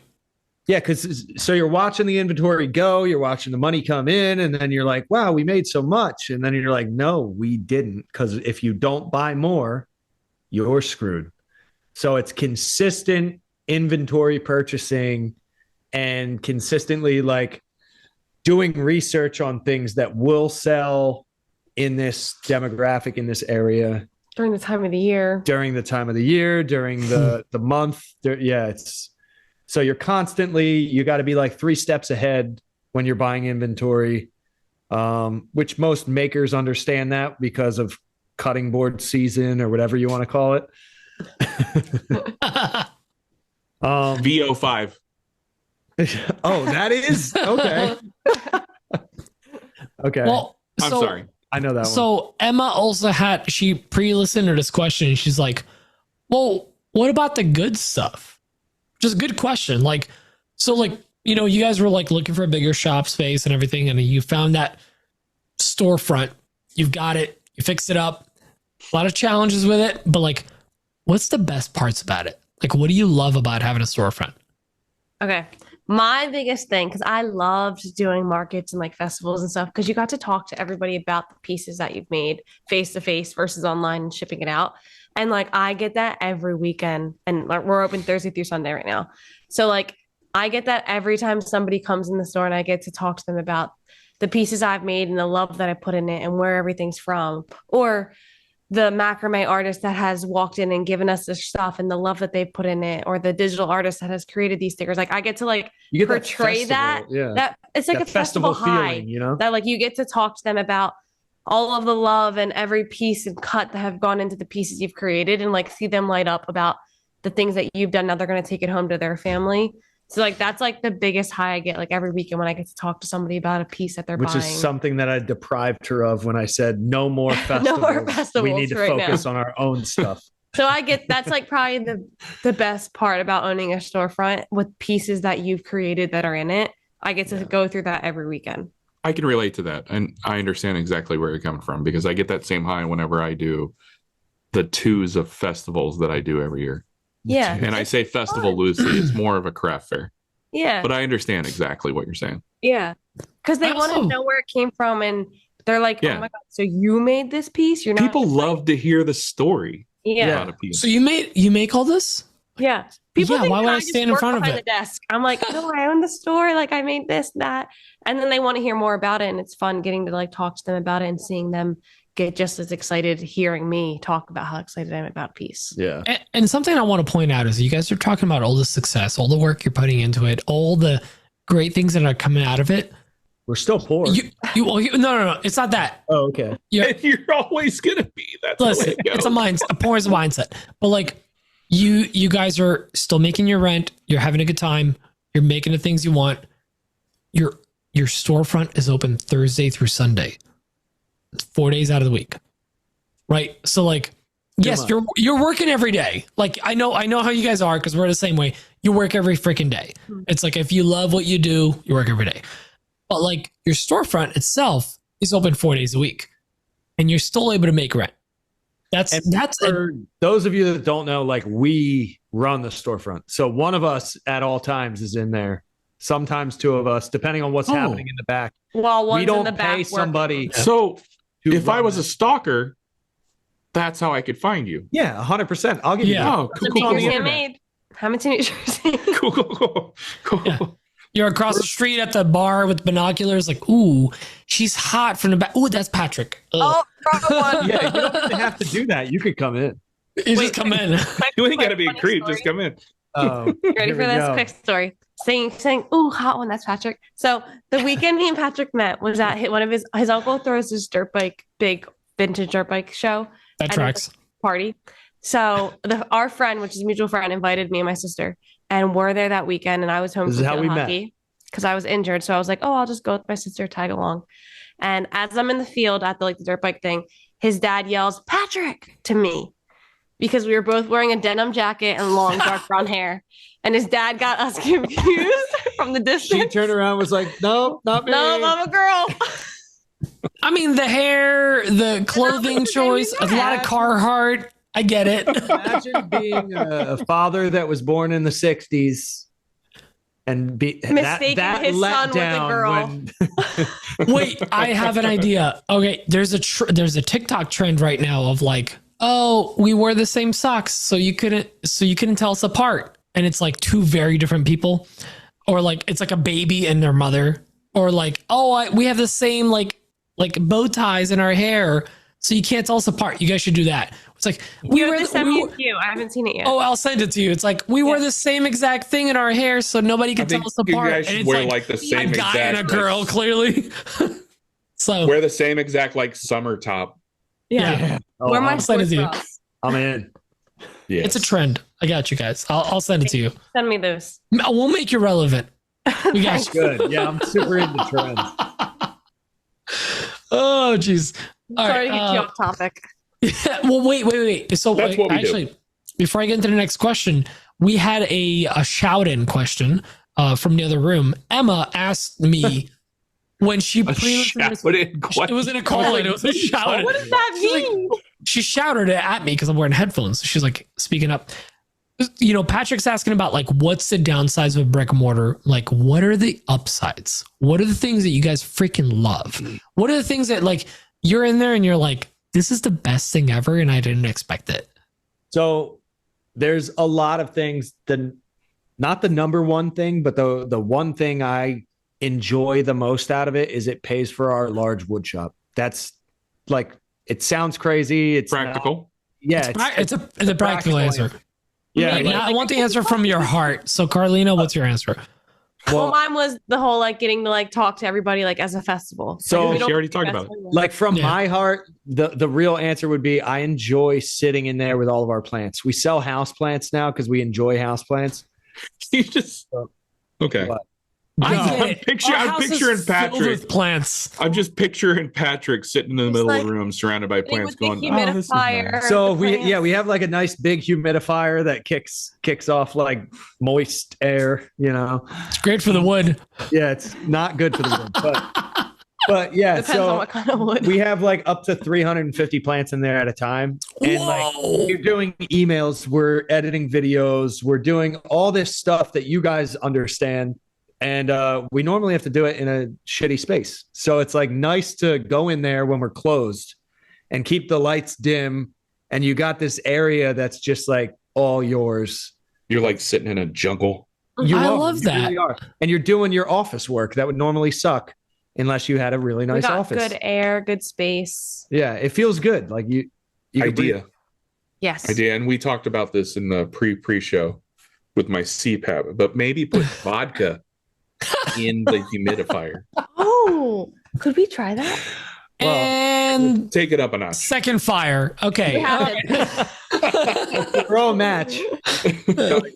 I'm not saying you should do it, but it would be interesting if you tried. Only if you try it at Workbench Con next week with your sleep app. With it. No, and sleep app. Yeah, we'll have like a we'll monitor you. Memorandum on like Sunday, like in the past. I don't know if I could trust you guys to monitor me. Yeah, when I say we'll monitor you, I mean you go to bed and we sit around your bed. Well, Braden's in a room, Nick Brim's in a room. They'll monitor him. As much as I want to try it, I'm going to be honest. I want to try it. I don't know if I trust those guys. We're not going to let you die, but we'll let you get close. We'll let you get drunk. Once again, going back to edging. We're not going to let you die, but we'll let you see the light. We're edging. Right as you stop breathing, we'll slap you. Edging death. Oh, that sounds fun. Here's a show title. Edging death. Edging death with Pat and Carlina. Jeez. Did you just write it down? What are you doing? I did. Yeah. No, I have a couple show titles we already. Do not remember the next day. We're like, who was on last night? Oh, yeah, I got to edit the podcast. That's right. What happened last night? I always take notes during the podcast. I love what you said because it's like, it's the workspace that becomes a safe space after hours. Yeah. It's something I didn't even realize that was going to happen at all. Yeah. Like it's I was just something like, you don't realize it's possible because we all grew up at like jobs. Yeah. Right. You want to get the F out of there then as soon as you can. Yeah. Where we're like, we close at 6 and we're here till like 9-10 o'clock at night. And I'm just like, okay, it takes us like, or we're leaving and takes us an hour to actually leave. Yeah. We just enjoy the space that we've created. Yeah, the space is really nice to be in, which is like normally at the end of the night, I love my wood shop, but I'm like, all right, shut the fucking lights off, get out of here. But like, then you go into the storefront and it's plants, it's wood colors, it's finished products, not it's finished product. Yes. It feels better, like it's very zen. Yeah, dude, it really is. That hits me right where it hurts right now, because we recently moved Emma into my office, or our office now, and we work side by side, and I was not expecting to enjoy it. I was like, I got a smaller desk now. Is her office turning into the nursery? Her office is gonna be the nursery. Oh. Yeah, I was gonna go in the basement, but now we're combined. We have this L desk combo going together, and we even mega desk. We throw a plant in there, right? That. It's a live plant. I like that. Yeah, just turn the light on so you can see the plant. Yeah, just for that. Boom. Back to that. But it's having her in here. This is where I work for my day job every day. I stare at these two screens right here for my day job. This is my fun screens, the two screens over here that I'm doing a podcast on. I work here all day. Yeah. And I clock out and I just close my laptop and I see Emma right there. And because this space is so comfy and safe and comfortable, it's a workspace, but it's no longer a workspace. It's now the space to hey, let's work on us, on the thing we want to do. So I love that you guys love your front of house, so to speak, so much. And also that is a ridiculous number of plants. Yeah, I was not expecting I was like, okay. Hundreds. You said 300. I'm like, I'm sorry. Go back to that. I would have been surprised at 30. I have one, and then I have a plant. It's called Bulbasaur because it's a light bulb. It's got green inside it. Is that weed? No. It's just oregano. It's oregano, but it's a bulb. I call it Bulbasaur because whatever. But that's my two plants in the entire space, and you guys have 350. Well, right now we have probably 120, but I'm sorry. At one time, that's it, 120. When we do our big restock, we have we're restocking around 350 to 375. The beginning of what? March? Mid-March, yeah. Mid-March. Do you store some in the shop, or they're all in the front of house? If a plant gets a bug, if a plant looks sad, if a plant if there's something wrong with a plant, we put it in timeout, which means it goes into the wood shop away from all the other plants. And then we get to enjoy it while we work, but it gets to be segregated. And then we take care of it if it has something wrong with it. I mean, in the wood shop. Plant hospital. A plant ICU, if you will. So funny. I had plants in the shop. And it makes it lively. They died. I do want plants back here and it's summertime. So it's crazy because right now we don't have heat and air in the shop, and it drops down to 50, 40, like 46, 47. And they aren't supposed to enjoy that, but they've been dealing with it. I'm you guys can stay back here. We got 5 plants back here right now. It looks cute back here with all the plants. We will have plants permanently in the wood shop if that's what you're asking. Eventually. Okay. It'd be nice. Might as well. You get the tall ceilings. Hang them off the ceilings. Oh, I want to put a flake flower box with the windows where the office is. Wait. I got it planned out. Once the Pioneer mini splits are all running, they're all set up. They're just not running right now. Yeah. We're waiting on electricians. Because I can't do it. Electricians are the worst. You know what I'm talking about? The worst. Anyway, who's our next question from? Next one's from Braden from Littlebug. Oh, okay. What's up, y'all? It's Braden with the B-Dub-Dubs. I'd like to know where all of y'all get your inspiration for your projects. Pat and Carlina, y'all do a lot of really decorative stuff. Dan is the side table designing guru, and even Pete with his ice hook thingamajigs. He's putting his own spicy flair on sanding those. So I just love to where you guys get your inspiration. Hope you guys have a good night. Bye. My answer is going to be short and sweet. I steal all my ideas from Pinterest. But what about you guys? Oh, I was going to say the internet. But close. I stole your answer. No. Oh, nice of you to show up. No, so I would say, I don't know, a lot. I would say most of ours are inspired by previous projects. Okay. No, sorry, knocked over a can. I'm sorry. By previous projects, that I've seen someone else do. I wouldn't say that I've done anything that someone else hasn't already done. I mean, between I think it's really hard to do something. There's nothing completely original. Yeah, at this point, I don't. You put your own twist on certain things, but I feel like there's always been inspiration from other people or other things that we've seen places. Yeah, I mean, yeah, I'm always just inspired by other makers. So if to get to brass tacks, it would be Instagram, other makers on Instagram. Exactly. I steal all of it. Well, I'm going to block Pat and Carlina as soon as it's over. But no, I agree 100%. I get a lot of my ideas from Instagram and other social media outlets. I mean, like I just said, everything's been done before. Very little at this point is original. Mm-hmm. And when you do see an original idea, you're like, oh my God, that's genius. I'm going to do it too. And I'm going to put my little spin on it. I try to certain things, we both have such a love for nature and hiking and traveling and stuff like that. Where the moss and stuff, I've tried to pull in nature into my mosaics with that. I did a couple burlappy things to give that sand look. There's a couple different things where we've tried to pull from nature to try to put it in my pieces. Yeah, I feel like I didn't see anyone else do moss. I just had an idea. The mosaic. Considering you were talking about nature. Trees are made of wood. Oh. Wait, have you ever thought about incorporating wood into yours? Never thought about that. Yeah, you can write that down. You can use that. Tree equals wood. Okay. Yeah. Is it equal to or greater than? Equal to or greater than what? I think it's that swirly about equal to whatever that means. Yeah. I see. Yeah. Approximate. Comme si, comme ça. Yeah. Yeah. You guys are saying words I don't understand. What about you, Pete, with these ice picks, sanding? Well, first of all, that's not my design. I just do. It's a production job. Well, he said with the clever sanding. Well, clever sanding is just a lot of me sanding with 6 different sanders. Pete's clever sanding is this. Hey, Emma, come give me a hand. Yeah. Emma holding a sander. Clever. Yeah, that'll happen. No, she's my administrative boss. She handles the admin stuff more than anything. But here's the thing. My biggest inspiration is inefficiency in the world. That's all I'll say. It's stuff that I see something this can be done better. Why is this not stored better? Why is this out of place? How can I make this more organized? How can I get this better? That's my thing. I've never had a artistic mind.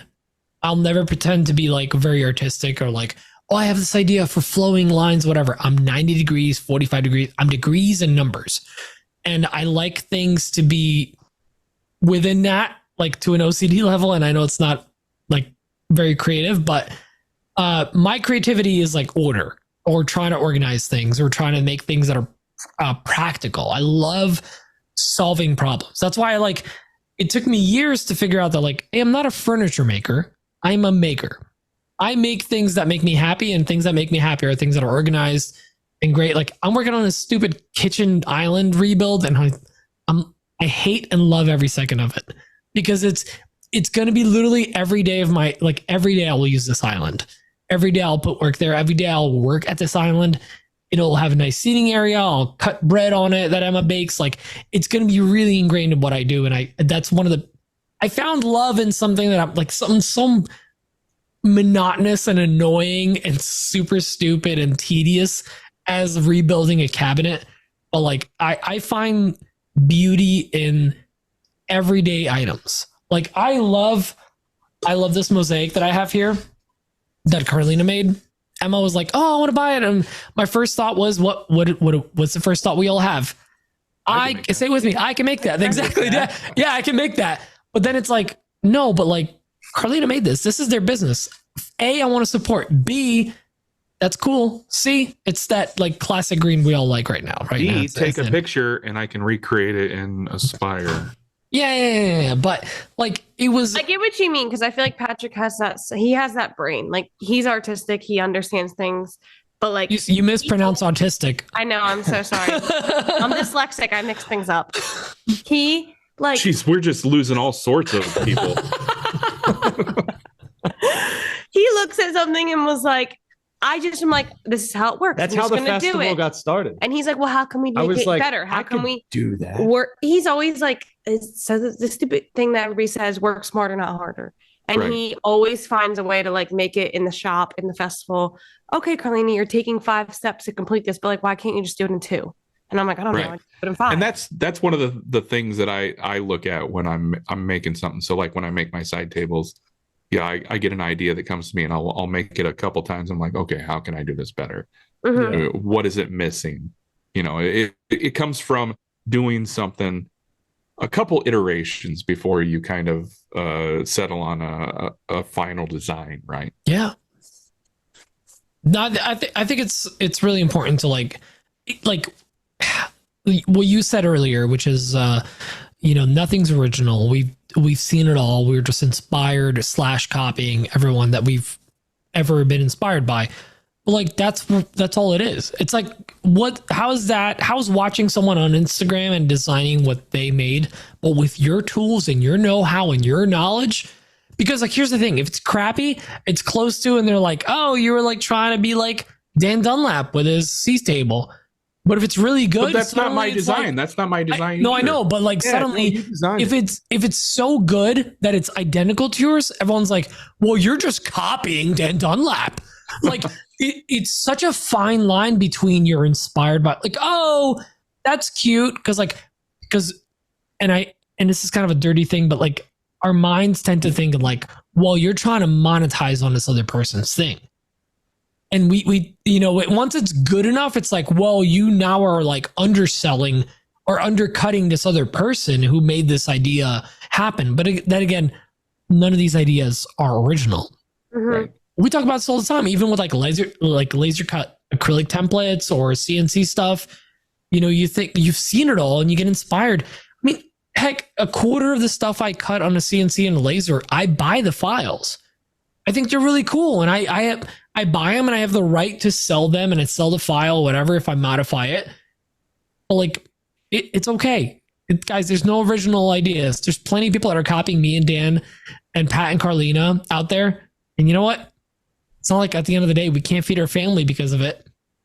Yeah.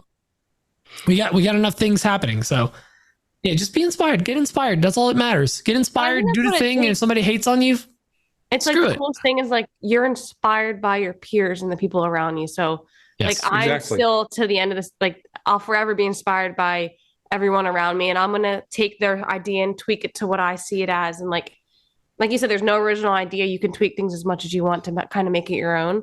But like, I still think it's freaking cool that we're just inspired by everyone around us. Right.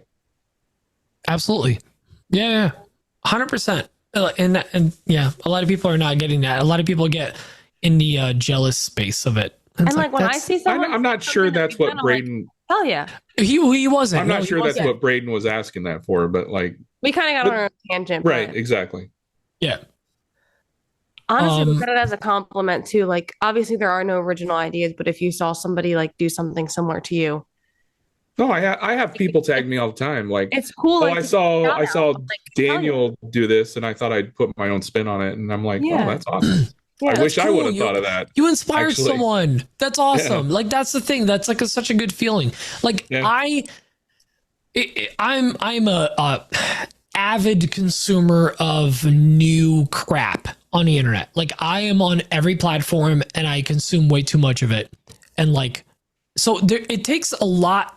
It takes a lot for me to get like really blown away by something. And like, for example, when I saw Dave Meow doing the 3D DIY Dave engraving the print bed of a printer on a laser so that when he prints, his logo is engraved into the base of that print. That was genuinely like, I have never seen this before. This is incredible. You are a genius. I'm bowing down. Like, okay, so there was an original idea.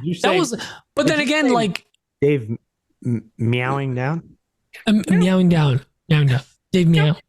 Yeah. He's the cat's eye. So like, but here's the thing. At the end of the day, it's not an original idea in a way, because like the pattern. Where did he get that from? So there are print beds you can get for your bamboo or Prusa or Ender or whatever. But were other people creating their own logos? Or they're not. No. So that's the original part. But the concept of it was like there are basically patterns that are made into the bed that you put into your printer. So when you print, it's slight differentials in the depth of whatever. I saw Dave doing it. Patrick Gensel doing Patrick it. Gensel did one. I have one too. I have one that like has like a basically like a what is it called? Whatever. It's like a cool pattern in it that you 3D print it, you lift it up, the base that you printed on has this cool reflective pattern. So it's again not that part of it is not original, but to put your own logo in it, that is. Never seen it done before. And I haven't either. And that's why I was like, this is insane. When I saw him do it, I was like, called him. I'm like, this is crazy. But something so simple, like you have a laser, you have a 3D printer. You should have been doing that a long time ago. You just combine the two. Why didn't you think of it? You know, but then again, there's probably an account with like 150 followers that's like, I did that 2 years ago. Yeah. You know, like, that's how it is. And again, it's not like Dave copied someone or whatever. Like I think Dave did actually. I'm tired of giving him credit. To be honest. You know, you never know. Like somebody may have like already done it, or he is a genuine original one. And like, what I'm basically saying is like, there's times that we are genuinely blown away, and we want to just copy it for the sake of like, how did he do that? I want to figure it out. I want to figure this out. Yeah, I want to do it.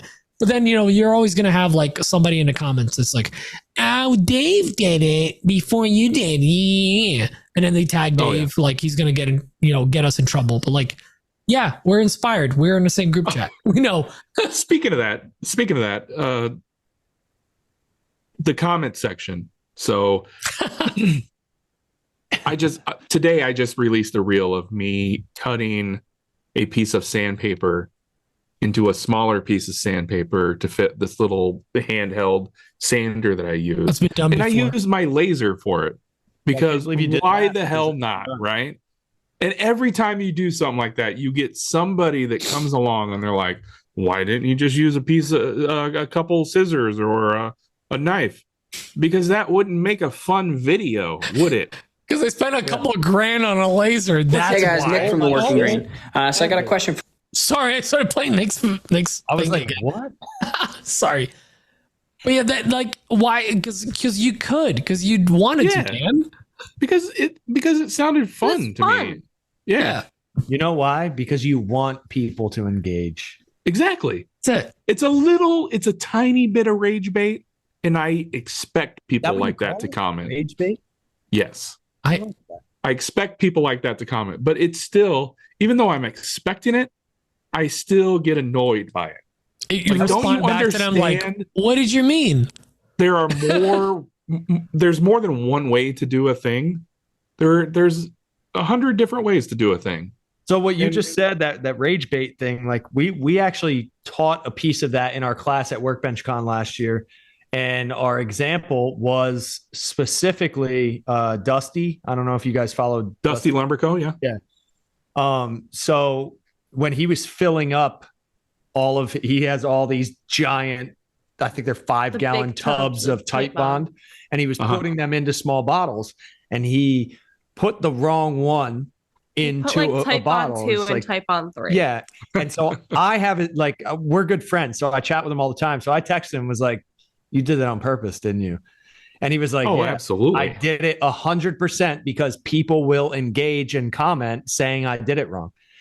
And I was like, you're a genius. Like that goes back to me saying, if I want to find how to do something, I'll post the wrong thing. Yeah. Yeah. It's like people, they're immediately ready to tell you. Trolls don't understand. They're helping. They don't get it. Thank you. God bless the trolls. That's a shirt. Anyways, long story short, I get inspiration from doing stuff like that, because when you do something kind of like out of the box, it may or may not trigger an idea for something else. Yeah. Right. Absolutely. Yeah. So when I scored or cut the sandpaper, it kind of gave me an idea to, I could take this another level and cut something else. Yeah. You know?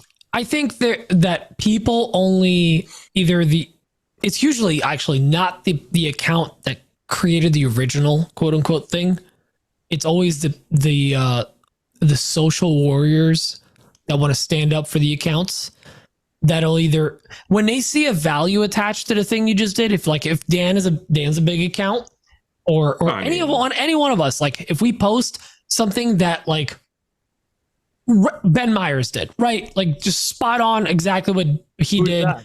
I've never heard of him. Yeah, right. Like, or whatever, like whoever account, like Keith Johnson. I don't know if you guys ever heard of him. Upstart guy, great guy to follow. So like if you do something exactly like he's like, oh, I tried this finish, or I tried CNCing this, and you do the exact same thing, if it's got no value attached to it, like, oh, I tried this thing, like whatever, no one's gonna care. But a second you're like, hey, I added a new template on my shop of this thing, and they're like, well, Ben Myers did it. Like suddenly people like feel like they have to stand up. Yeah. It's like, you know, as soon as there's money or value attached to it, people tend to be a little more iffy about it and be more outspoken. But then again, I want people to get their credit. And I understand it. I get that. Yeah. They also don't realize everyone that's in the community is friends. We're all friends. Yeah. So it's like, I saw that. Mostly. We're friends. Mostly. Yeah. Yeah. I will never buy Dan dinner ever again. That's fine. He jumps on couches. It's crazy. Yeah, he jumped on patches, and I'm like, well, I can't do it now. Thanks, Dan.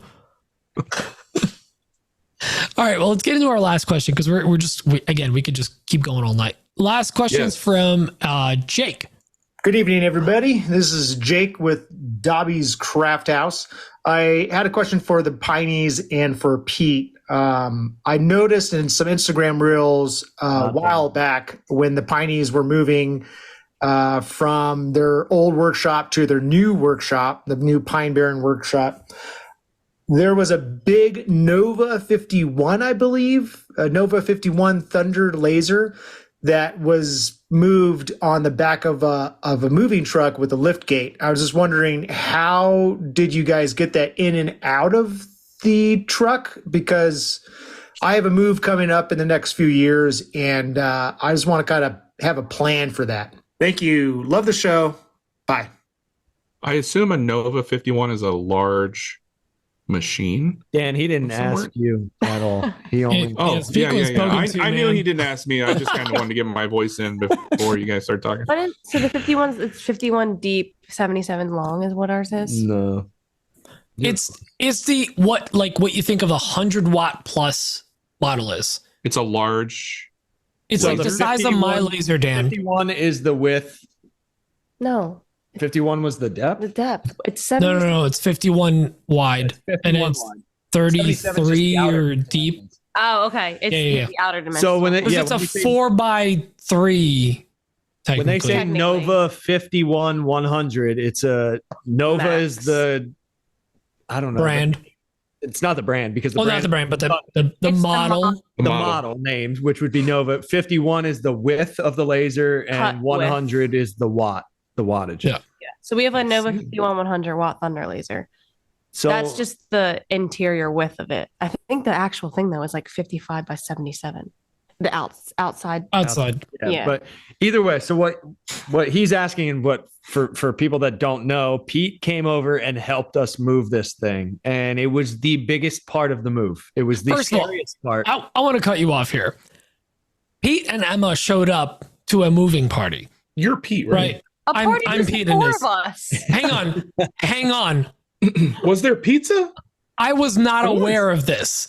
We showed up to a we're quote unquote moving the shop. We'll be ready to move blank blank blank on this day. Blah blah blah. We show up. We are the moving party. It's me. It's me and Emma, Pat and Carlina, and like one or two other friends. And then we get to the laser, and Pat just goes, "So what do you think?" And I'm like, "When did I become in charge? Because I moved my literally just passed everything on to Pete. Everything was like, okay, I called Emma. I was like, Emma, we literally have nothing packed. I'm telling you right now, this is going to be a big shit show today. She's like, it's okay. We'll figure it out.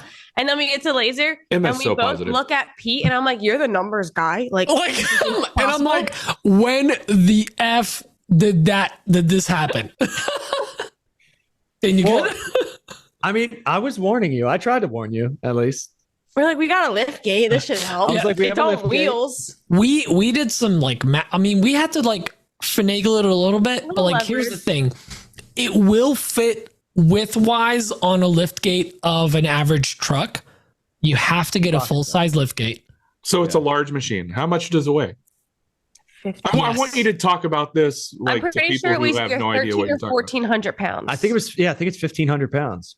Woo! When I got it delivered to me, I had to get a tractor because the crate that it arrives on doesn't fit on a lift gate. So you have to do a lift gate and a tractor or skid steer combo to lower it. It's not true though, because we had a Kimani moment where a professional man knew what he was doing, and professional man. Yeah, Kimani also had a professional man, and his table saw a professional pallet lift person. So this guy, he put it on a pallet jack, rolled it out, slung the pallet jack over the edge, so the wheels were hanging off, and it slammed down onto the metal forks of the pallet jack. See, my crate wouldn't fit width-wise on the truck, though.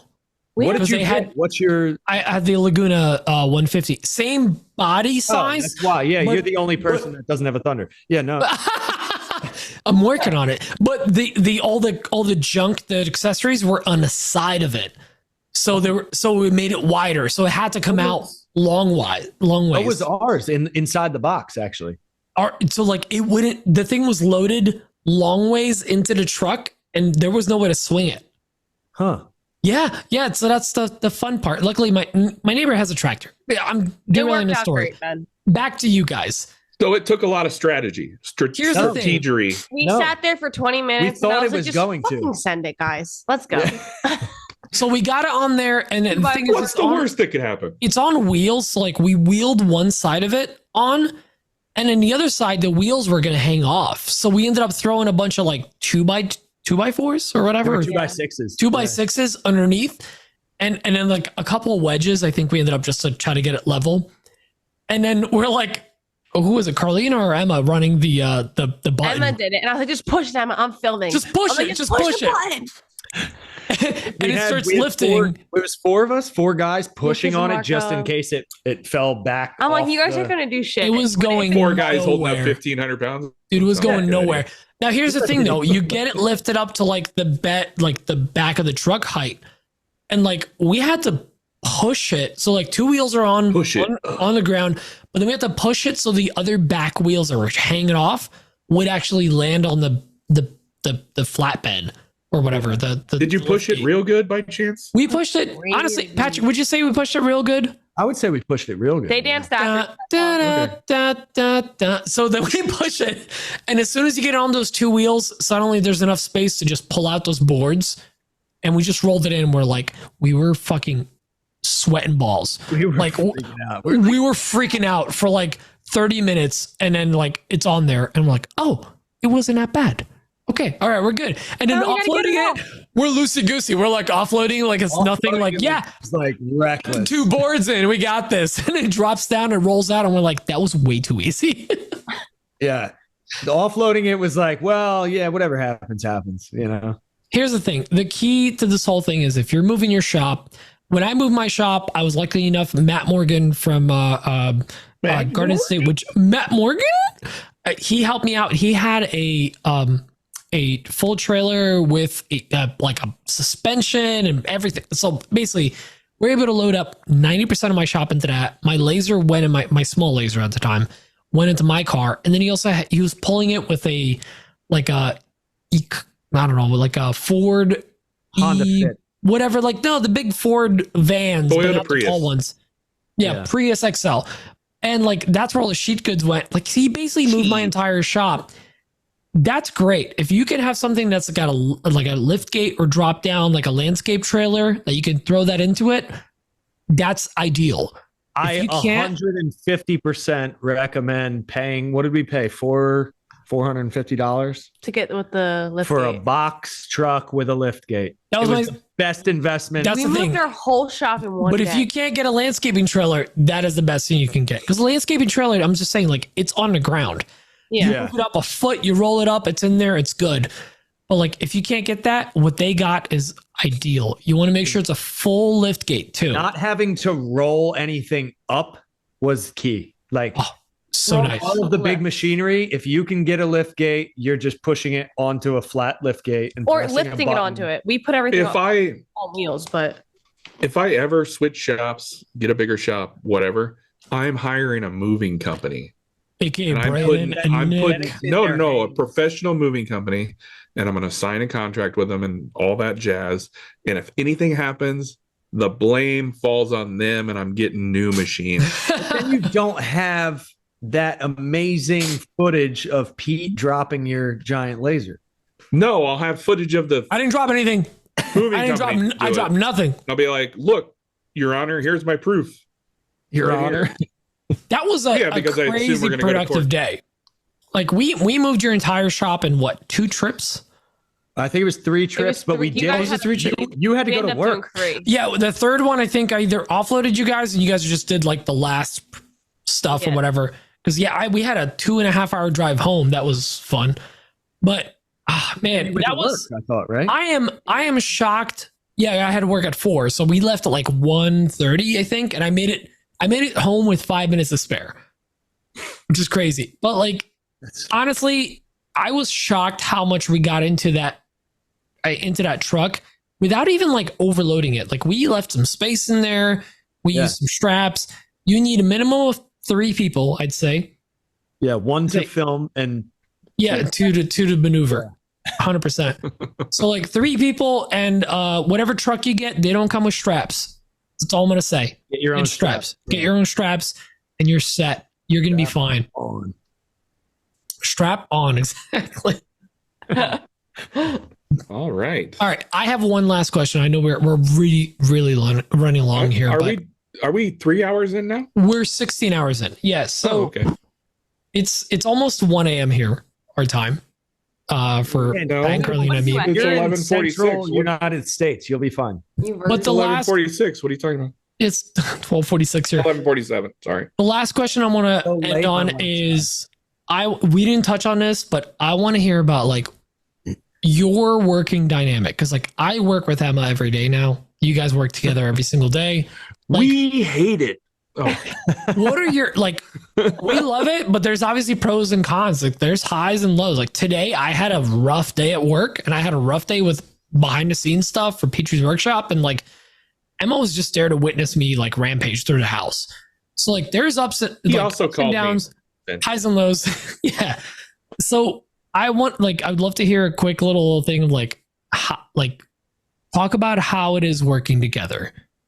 So highs and lows. I have highs and lows, and Carlina is very like level-minded all the time. And I think if we didn't have that, it wouldn't work.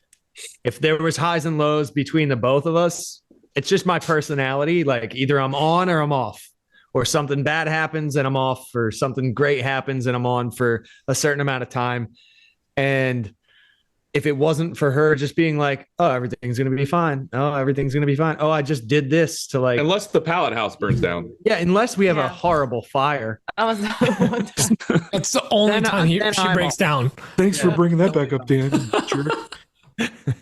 Because sometimes it's just he gets so in his head that it's like it's so simple to me. Like I said, the spectrum. Yeah, it's like what happened recently. I'm trying to think of an example. It's just something like simple, like this isn't working. I don't know how to figure it out. And I'm like, let's put it that way. I'm like, just tape that, and I'll cut you a jig on the scroll saw real quick. And I'm like, why are we the same person, Pat? Like he's just like, well, why couldn't I think of that? And I'm like, I don't know. That's why you need me. You have to keep me around. Yeah, I'm like, all right, cool. Like there was a point in time we were in the middle of the move. Half of our stuff was over there still, that like our jigs and stuff like that. And I was like, oh crap, like we have this custom order. I have this custom charcuterie board. These people ordered. We were like, we need to pay rent. So I was like, all right, let me try and just do it right now, even though half of our stuff isn't here. And so I got halfway through it and I was like, I need to cut a handle, and I'm particular. So I didn't want to like just jigsaw it out. And I'm like in panic mode. Like everything's over there. It's due in like tomorrow. And so she's like, relax, calm down, come back down. He's and like, everything's there's nothing. We have scrap acrylic and a laser. Let me just cut you a jig real quick and you could just figure it out. And she did that. And like, she keeps us on an even keel at all times.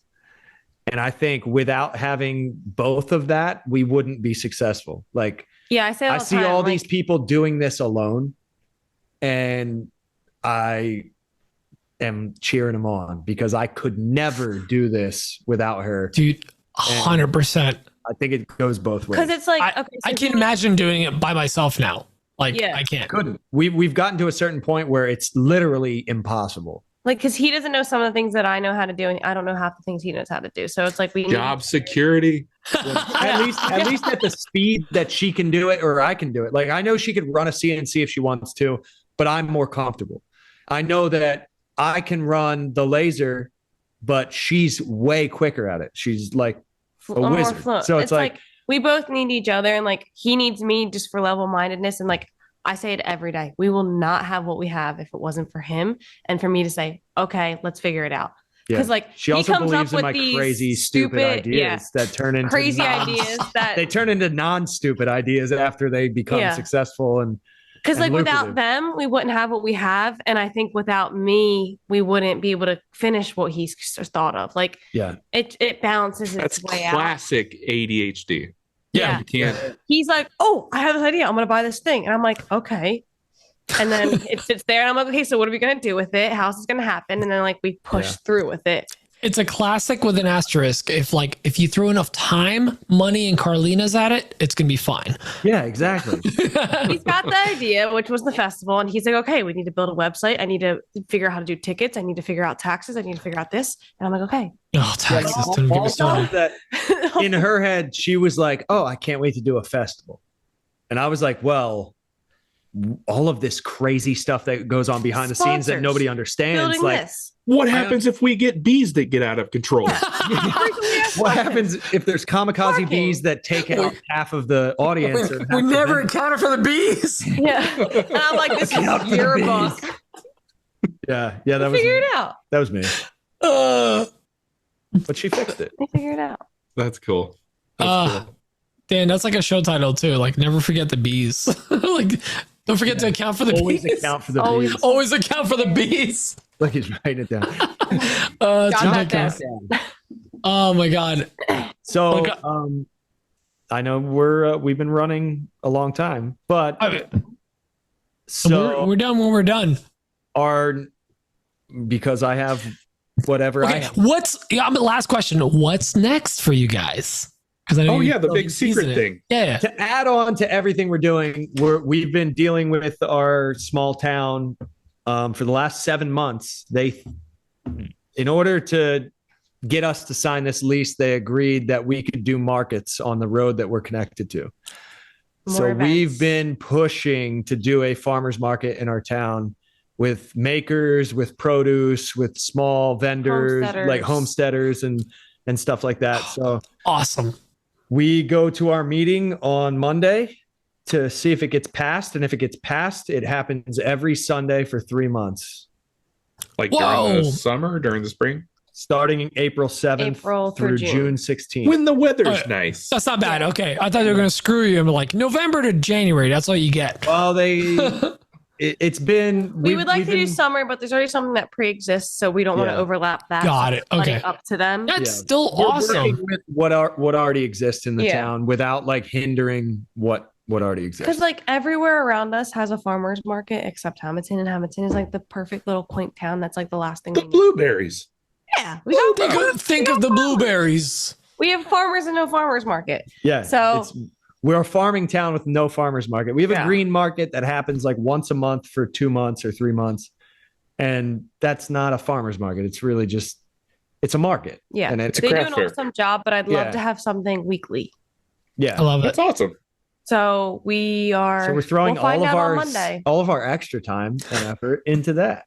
What extra time and effort? What extra time and effort? Yeah. Well, so today specifically, dozens of minutes. I wrote up a contract with her. Yeah. And we went around to every business stating that we were going to take a brunt of the parking. But if you believe in us enough, we plan on bringing enough people that the parking isn't going to matter. So we had all the signatures of all of the local businesses, and now we're walking tomorrow to all of the residential areas to get them to sign off on it before this market or before this. So you have like something to show. I love it. City council every or whatever. single person is on board. Here you go. All the tenants are on board because the chief of police has been like, this is never going to happen. Oh, come on. It's understandable. I mean, there's always like skeptics, but I try and think of everything before it happens. I love that. Calm down, Huckleberry Finn. Like he's just like on top of it. That's an old mindset, and also a new. It's not a mindset that's of like small towns because there's plenty of room, especially in small towns. There's not a lot to do. For you guys to bring that to the city, it's huge for them, but they're not going to see the vision unless you present it well. Yeah, because I love the Makers Fest and what it does, but I'd love to bring something like that to our hometown where it's actually going to help and benefit the small businesses in our town. Yeah. So if we can do that on a smaller scale and do it as like a market, I think it's going to help everyone in the end. Like rising tides, all boats float. And that is what we are trying to show them and tell them. But people don't like change. It's hard. And it's very single-minded when it comes to all of the businesses that have pre-existed, where they're like, we're in this for ourselves. And I want to, so we've brought everyone together. We just did this coin swap, it was called, where we lasered out a bunch of coins for the businesses. We designed them. They came up with their own deal. And then we sistered and matched coins from either side of the downtown area and like those businesses specifically. So that way, if you purchase a certain amount of money worth of product in our store, you get a 10% coin for a store that's on the opposite side of downtown and vice versa. You guys do the legwork in each other's businesses. We've been volunteering our time and our laser time and our design time and stuff in order to like kind of bring the businesses together so we could be more of a downtown community and a team rather than people that are competing against each other. I love this. I love it so much. And I can't wait to see where this goes. I like what Carlina said. I've used that phrase many times. A rising tide raises all ships. Yeah. Yep. I love it. Yeah. So we have a meeting with the Atlantic City Press about those coins because they caught wind of it. Oh, nice. That's amazing. That's awesome. Get on as much news as you can. That's good. It's always good. Nothing but good things. Pretty cool. I never thought the AC Press, they're huge around here. So. Oh, okay. Air conditioning press. Yes. Yeah. That's Atlantic City Boardwalk. I know. Oh, okay. The casino place. Yeah. Yes. Okay. Yeah. Okay. Go there to gamble. I can already see the article that Carlina quoted. Webster's Dictionary defines blueberries as, and then like you go. But speaking of blueberries, where can everyone find you guys? Because you guys are amazing, and I know people are going to want to find you. Where can they find you? Well, online. Pine Barren Pallet Works, Sawdust Gypsy, and Maker's Handmade is our new storefront. If you'd like to visit us in person, we are 312th Street, Hamilton, New Jersey. Come to our store. If you stalk us, Patrick will fight you. I'll scrap. He scraps. And our festival, everything is online. So if you would like to check out our festival, it is under PB Makers Fest. PB Makers Fest or Pine Barren Events, it all goes to the same place. Yep. And that's going to be September 21st and 22nd of this year. Last year that sounds hella fun. I'm going to 11,000 people come out to it. Whoa! Stop it. Too many. Stop it right now. 11,000? Too many. 11,000 people come out to a tiny little field in Nesco, New Jersey, which is like 10 minutes from our shop. Mm-hmm. Whoa. All right. Okay.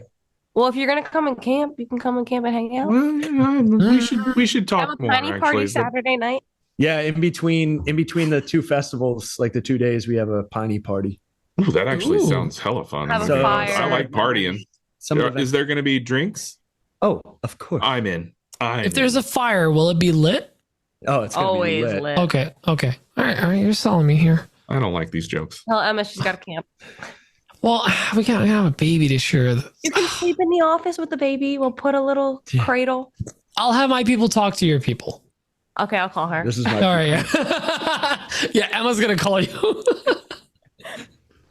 Speaking of blueberries and getting my berries blue, if you want to help us financially you can go over to patreon.com/anotherwoodshop podcast and get signed up over there. We would really appreciate your patronage. Hey, I just realized how they came up with that name. Yeah. Awesome. Proud of you. They're going to be our Patreon barons. We have several tiers. You can get signed up. We offer extra content, and you could be one of the members of the Met Army, as we lovingly call it.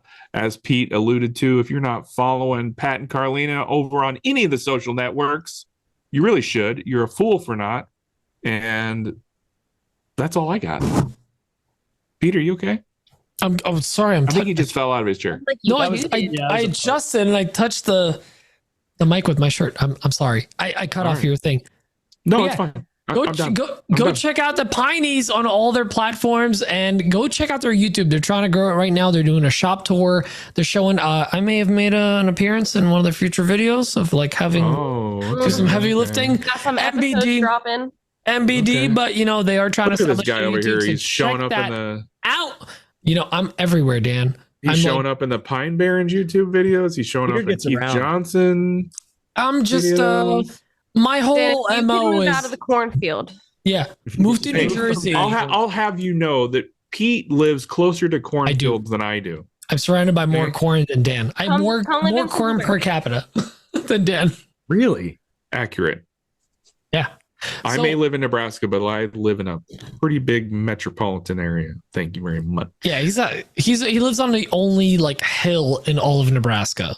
Accurate. Not even joking. There's one hill and he lives on it in Bellevue. I was gonna say, isn't it Bellevue? Bellevue. That's the only thing we have in common. We got that Bellevue. Our store's on Bellevue. And guys, I've seen it. I cannot wait to give you all hugs and kisses next week. We're literally. Yeah. By this time next week, we're all gonna be already leaning into our second day at Workbench Con. Also, speaking of next week, because we're going to be at Workbench Con, we are not going to have an episode. Oh, I thought we were still going to record. We're going to take over. I thought Carlina was going to take over. Should we let somebody take over our podcast? We should do that someday, actually. Carlina, shocker. Not Carlina, we pay negative money. She's way too excited about this takeover. I don't know about this. Takeover. With tiny microphones. Can you guys just do a live while you're there, though? Yeah, just do live. We say we're going to do a live every time, but we never do. It doesn't have to be a very professional live. I'm committing to we are not doing a live. This is the first year that I'm here's the not thing. doing if anything. We say we're not going to do a live and then we end up doing one, look at what we did for you. Yeah. Profit. Yeah, that's good marketing. Yeah.